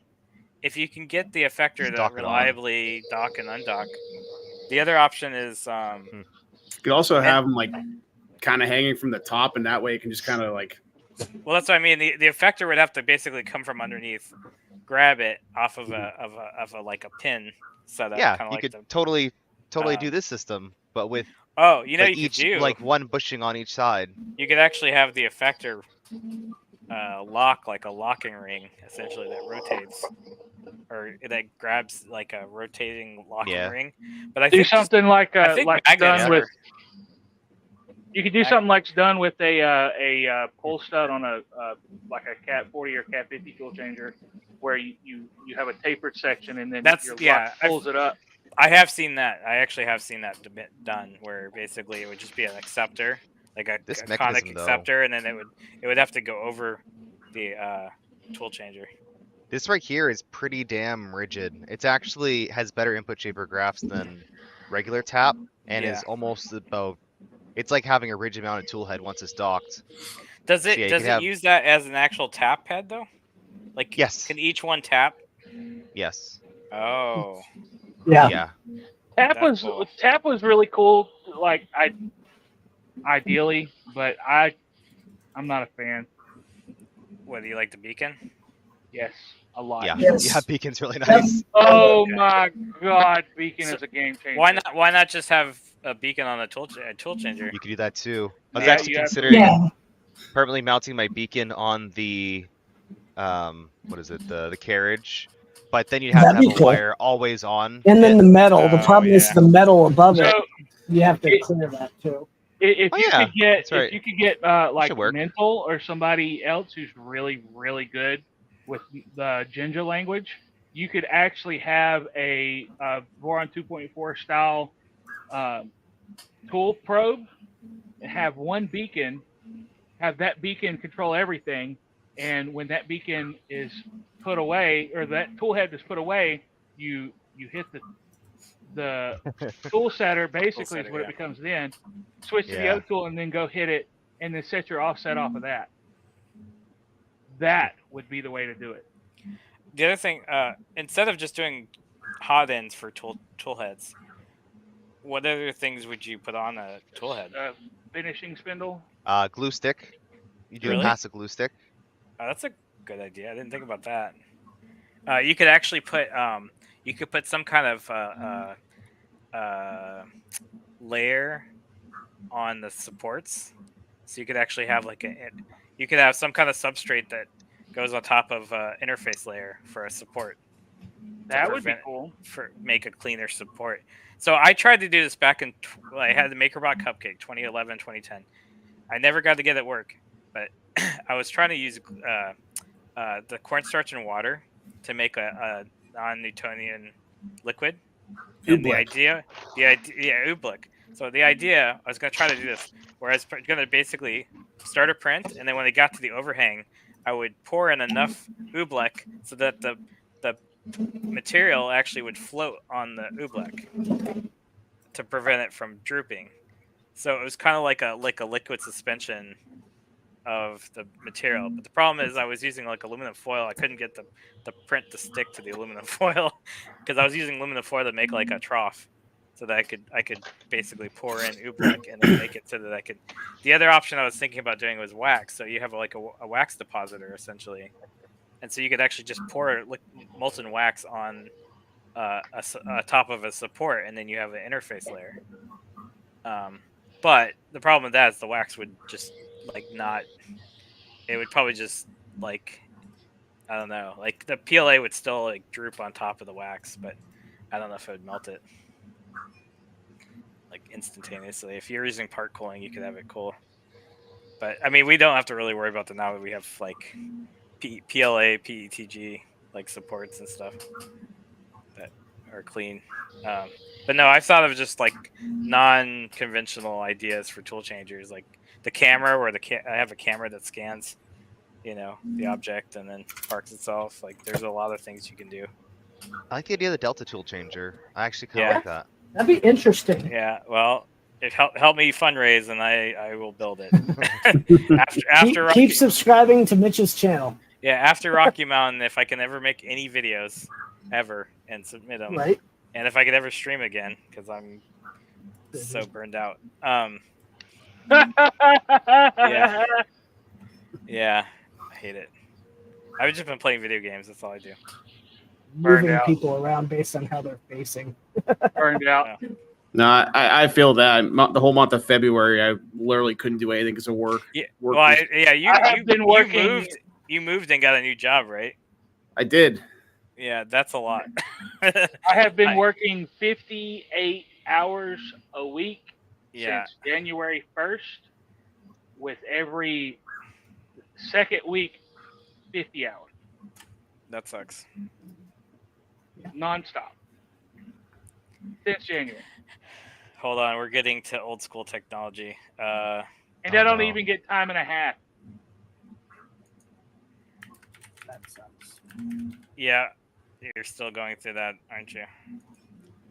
So they talked to the lawyers at ADP, and ADP said that my job description qualifies for exempt status under the professional exemption. So basically, they said that this is an engineering field job that typically requires, from the law book, what did they say? It was like instruction at specialized instruction at an advanced institute of learning. Yeah, that sounds super like vague language in the FLSA. Oh, by the way, at the same time, this is by far the most money I've ever earned. Yeah, so it's like, as long as it's worth it, but I'm getting I don't screwed, know. but it's still worth it. Yeah, save your money and start your own business, consulting business. In 5 years, my first 5 years there, in just company stock award, because it's fully ESOP. Oh, the ESOP. Yeah, you can't. I'm in that same position. I'll have like $100,000 in ESOP in 5 years. Yeah, my I currently have nothing saved, so it's like, unless somebody offers me like $30 an hour more than I'm making now, I really can't leave. Yeah, the ESOP is a good plan. It just sucks that not all the companies do it right, but some of them do. I think mine would be good, but you have to stick around long enough to get vested into it. You have to stick around long enough to get vested, and it's got to be a small enough company where the amount of stock you're awarded matters. Yeah. And the company I work for has less than 50 employees. Yeah. And is doing $10 million a year in profit or something. Oh yeah. Crazy mine would be really good if I stuck around. Anyway, yeah, ESOP. If you guys don't know about that, it's like the closest thing we have to like stock options for employees that isn't a scam. Anyway, so the ORD Products MR3000. It's a Kickstarter printer that is a multi-head. That looks like an old printer. Oh, 2013. I remember seeing this. I'm assuming it didn't go anywhere because I can't find any information about it except for one web page. It looks like it was 5 tool heads mounted to a single plate with Bowden extruders. That sounds like an awful, awful thing to work. Yep. I don't think it would ever work because you have to adjust 5 nozzles to each other. And that was hard enough to do with 2. Right. Yeah. Mm-hmm. It's hard enough to do with 2 with like it doesn't an extra nozzle catching. Yeah. I mean, people have tried it, been trying it since 3D printers were started, but like, because they were trying to, originally Stratasys had this, the big thing with Stratasys is they had the patent on the tilting head, right? The tilting head so that you didn't ooze. The second nozzle basically lifted off like a Z lift so that it wouldn't ooze when you're going across. Yeah, that was the biggest thing. So we had a Fortis 380 MC at a place I worked in Jacksonville, and the support head would move up and down. Yeah. The print head was fixed. The support head would retract and extend. So the Ultimaker 3 ended up doing that same thing, but they did it where they had removable cartridge, hot-end cartridges, and then they had it where the support head would actually, it would go over and physically like push something that would like lift it, and then it would go back on and print. And that's a really good idea. Yeah, so like there was ways to do it, and it still doesn't defeat like, but the tool heads. Now that we can get multiple tool heads to work reliably, that's the better option. Yeah, I agree. You know, because every time the IDEX is probably the closest option to that is an IDEX, but you still have the same problem where you have to have calibrated nozzles. But you have to have calibrated nozzles no matter what you do. You know, are you using Austin? Are you using the camera, the Ember Prototypes camera? Yeah, just for XY though. It works great for XY. That's what I mean. Yeah, like that's a really cool product. Yeah, Z I haven't quite fleshed out. There's different ways of doing it. But you need a tool setter, right? You need essentially still need a tool setter in the front, right? What do you mean? The tool setter, the probe, the Z height probe. Oh, yeah, I don't use that. You could. You do it manually? You could do that. Yeah. Oh. Manual Z offsets for each one. If it works. But yeah, I should be using. Well, it does came it with change? Does it change that much? As long as it picks up the tool head in the same position, it shouldn't affect the tool head. It comes with this like ball mechanism where the designer did a whole thing where you'll put each tool up against it and it'll find where the center is and home it. But I even found that to be slightly inaccurate. Yeah. I don't know if it's like due to the hot end having a little bit of give to it or something. But what's the sex bolt for? That's the same thing. The sex bolt is just the way the regular one has a pin that will fall out. The sex bolt doesn't allow it to fall out. This is kind of the same thing. It's like honestly. a pro. It's just an end stop with a ball on it. Yeah, but it has to be precise. But yeah, you have to be right on it. The other thing too with the sex bolt is it's actually got like a sleeve bushing, and it has a cool name. It's like if you took the standard pin probe, Z probe or the Z end stop off of a 2.4 and just made it the absolute best you could. Is what a sex bolt is. Yeah. At the end of the day, it's still just it's a tool setter. I don't know why we don't use the cheap CNC tool setters because those are more precise than whatever you're gonna 3D print. Space. Yeah, honestly. Oh, space. We only have about 7 millimeters back there at the most. That's really the thing is the space. Yeah, those tool setters are pretty beefy. They're like 2 inches by like. A micro switch is pretty darn accurate. So yeah, we totally could do laser tool setting. Yeah, laser would be cool.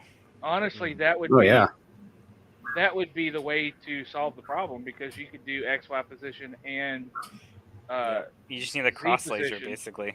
Yep. So I want to mention that auto Z offset, but just using the one like a sex bolt or regular Z end stop, because I don't think that's part of the design. I'll have to suggest that or see if it's already in there because the mode is almost the same. Is it? There's an optical sensor on the tool changer, right? The tap. It's an optical tap, right? It is. Mm-hmm. Okay. Yeah. Is that not good, or I thought that'd be the most reliable? It's fine. But that's to detect that the actual tool is being picked up, right? Each one of the tap mechanisms is slightly different, depending on like the printed parts. It's just ever so slightly different. Because I've calibrated each tap sensor independently. Well, they do vary quite a bit.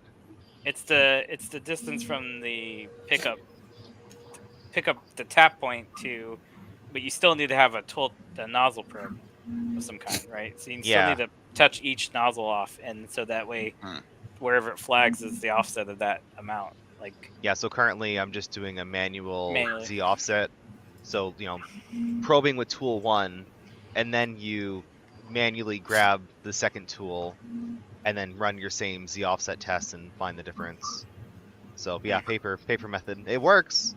And then I just do a print with each one, and I just do a manual Z offset until it looks good. And then it seems to be good enough for now, but a proper end stop calibration is. It's almost like we're engineers. No, sometimes I feel like I'm just tinkering. Amateur engineering. Yeah. I'm a redneck engineer. Yeah. That's a great way of saying it. Yeah. Steve might be the closest to an engineer. No. I have an engineering degree. You have the engineering beard, though. You look like I have an engineering degree, but I don't know anything. So yeah. So I'm technically an engineer as well, but I'm it's not. What type of engineering? Mechanical on my end. I'm electrical. Yeah, how did that work out? Where you probably taught how to use SolidWorks or Inventor, and then you end up using Fusion. My job right now is having me read electrical schematics, so that's been fun. Yeah. Designing them or reading them? Yes. Oh yeah, that's fun. You using a SolidWorks or a dedicated program usually? Not for the electrical schematics. I think it's like an off. I don't know if it's an AutoCAD related product. Plugin, yeah. Off the top of my head, but I use Draw.io to make my wiring diagrams. So let me tell you about the miniature hell I deal with at work. So I'm a CNC programmer. Mm-hmm. Some places call it a manufacturing engineer. I do not have a degree. I have worked as a draftsman. I've worked as CAD draftsman. I've worked as an operator. I've worked as a programmer in metalworking, woodworking, all kinds of shit. I've done a little bit of everything, right? But one thing is when I worked as a drafter for almost a year, I'm a little OCD about stuff. And I worked in a box, basically, with a bunch of engineers and a bunch of drafters and a couple of drafting checkers who were the absolute most anal retentive people you can find on the face of the planet. They would kick a drawing back because a leader on a print crossed the wrong way. Like, it was that bad. Did you ever work for Boeing? Because they definitely don't have that same quality check.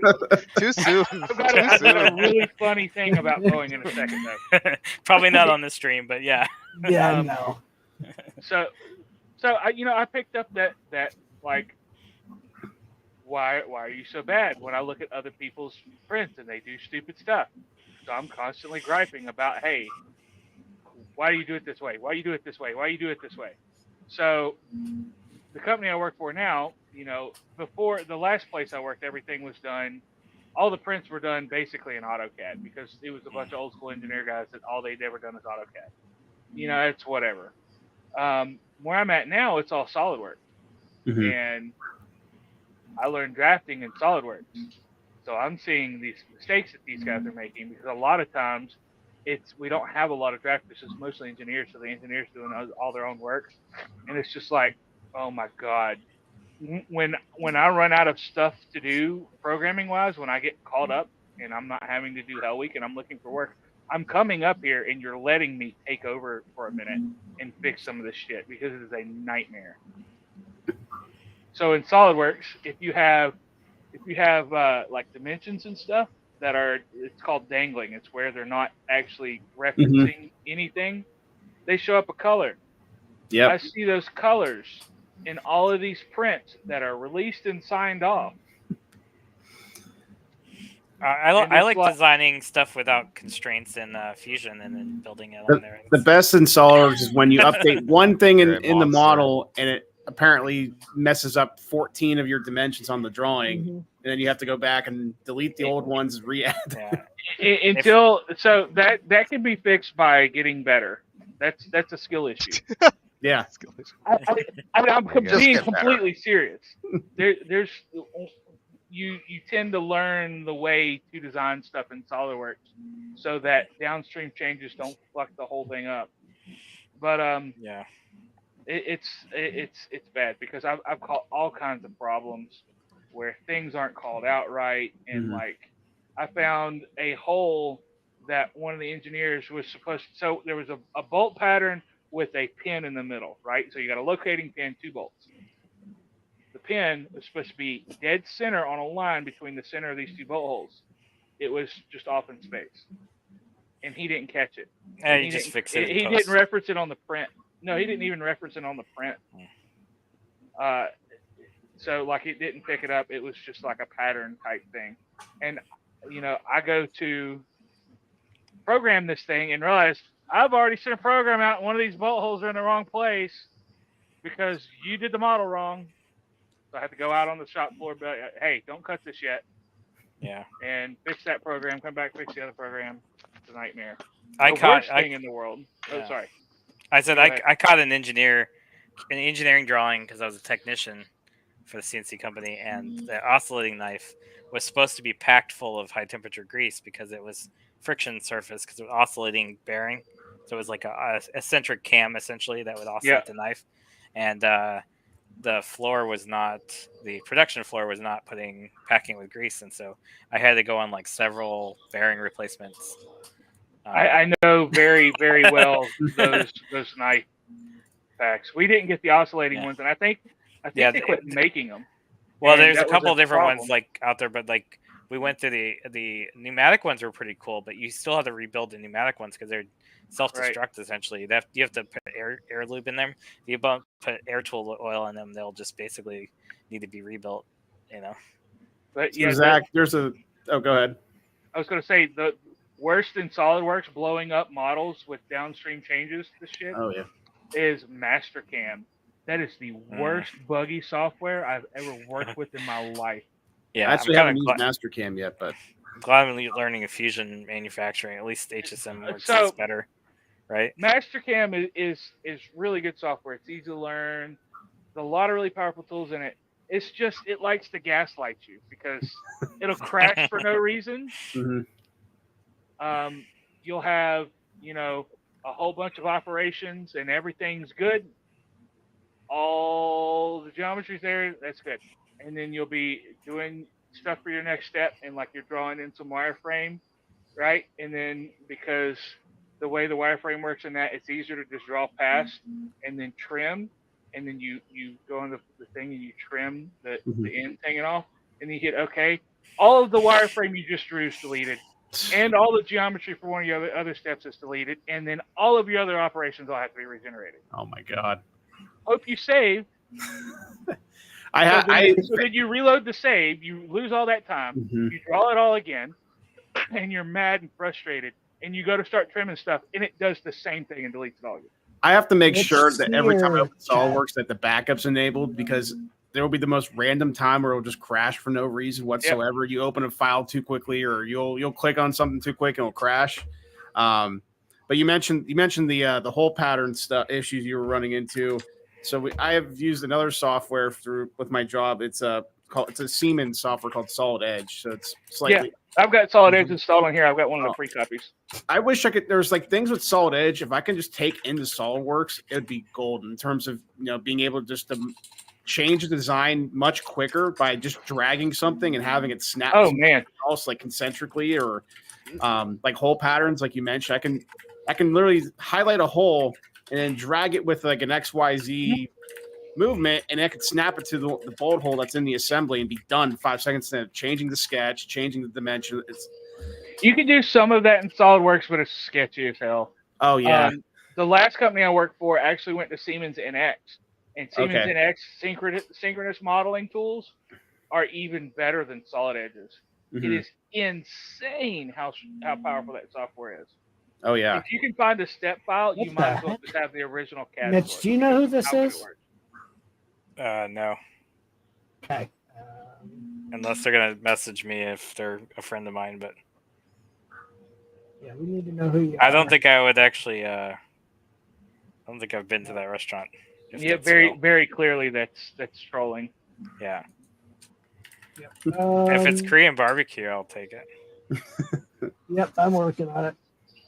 But the Siemens software, I know we use Solid Edge a little bit, and then we have the data management software with it, which is probably more confusing than the actual software itself. Yeah. You have to figure out how do I release this drawing so then the shop floor can get it, but then okay, well, how do I actually go back and make changes? And there's all the processes and stuff. And was it Team Center?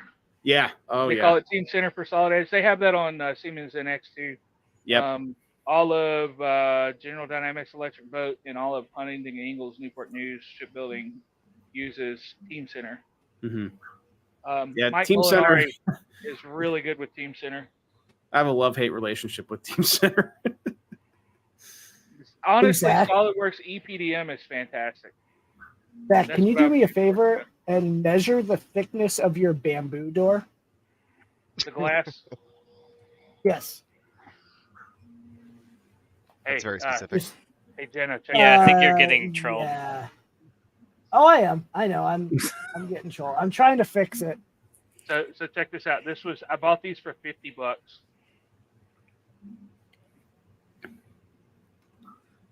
metric stare Nice. dolls. Yeah, that'd be nice. Oh That's my nice. god, I love these things, man. Nothing beats Harbor Freight polymer ones. I'm Now seeing. I've got to watch. Oh my god, those are so bad. They're good, but they're like just good enough. I'm seeing 2.9 millimeters. Okay. You think 3 mil thickness would be acceptable on that? Yeah.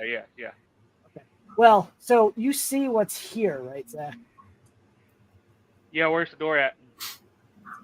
In about 1,000 pieces in the trash. Oh, did you actually break your door? I blew my door up. Oh.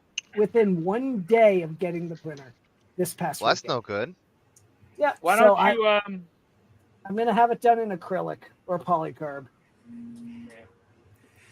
I think Mitch might Sencut Sen. help. Actually, by the way, I think Sencut Sen might be a better option. Yeah, I'm gonna look right now. I think it's the gonna be doors cheap. are It's gonna be cheaper than super me getting the easy. material and shipping They're it to you. $40 for the door, but all these Yeah. doors are polycarb. Yeah. Oh my god, what the hell? I would pay lots of money to not have a reflective door, because trying to stream and I then mean- having like, Oh, hey yeah, guys, how's that- it going? I mean, I can look, and I can't hide this comment because it's stupid. It's something happened to Liz earlier, right? Her stream Yeah. get raided by Ban something. user and delete their comment. Oh. Bye. Yeah, I think it's in YouTube. That's the weird part. Oh, YouTube. Well, That doesn't surprise me. Yeah. I just have Twitch. Twitch. it's just Twitch streaming is to actually YouTube not as too well. bad, but still, it's annoying. Yep. I need a new door. Who streams I on can, YouTube? I can't Really? share. I'm Twitch not. is where it's so at. the person that made me the file told me Wow. I'm not allowed to share this file outside of, so I can't. Okay. I mean, they're going to be selling doors, but Get it done with Sencut Sen. They're pretty good I'm about their looking. files, and the material's gonna be cheaper. yeah, I'm looking right now because I will order the damn thing right. Seriously, this shit. You're probably better off ending the stream anyway. I can Yeah, kill just in you. the stream we can all hang out behind.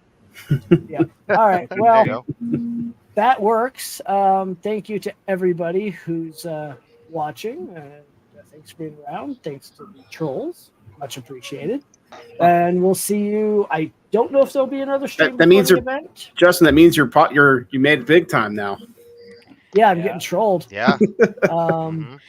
Exactly. So we'll see you in 5 weeks. You got 5 weeks. 5 weeks. 5 weeks. Great. We'll all hang out in the embassy suite lobby, building our printers in the lobby. Yes. In 5 weeks. We'll just have a communal excited. tools and It's gonna help be everybody awesome. fix their. I just booked my clipper flights issues. yesterday or today. Oh my Today. god! Wow. How is that I haven't not going to be booked a flight. expensive? I'm sure it's going to be expensive.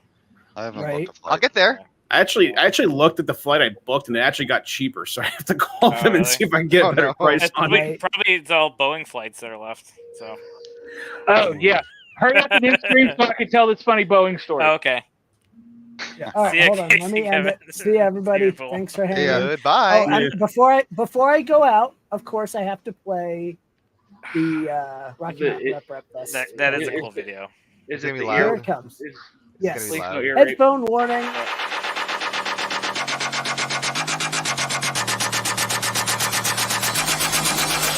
Wow.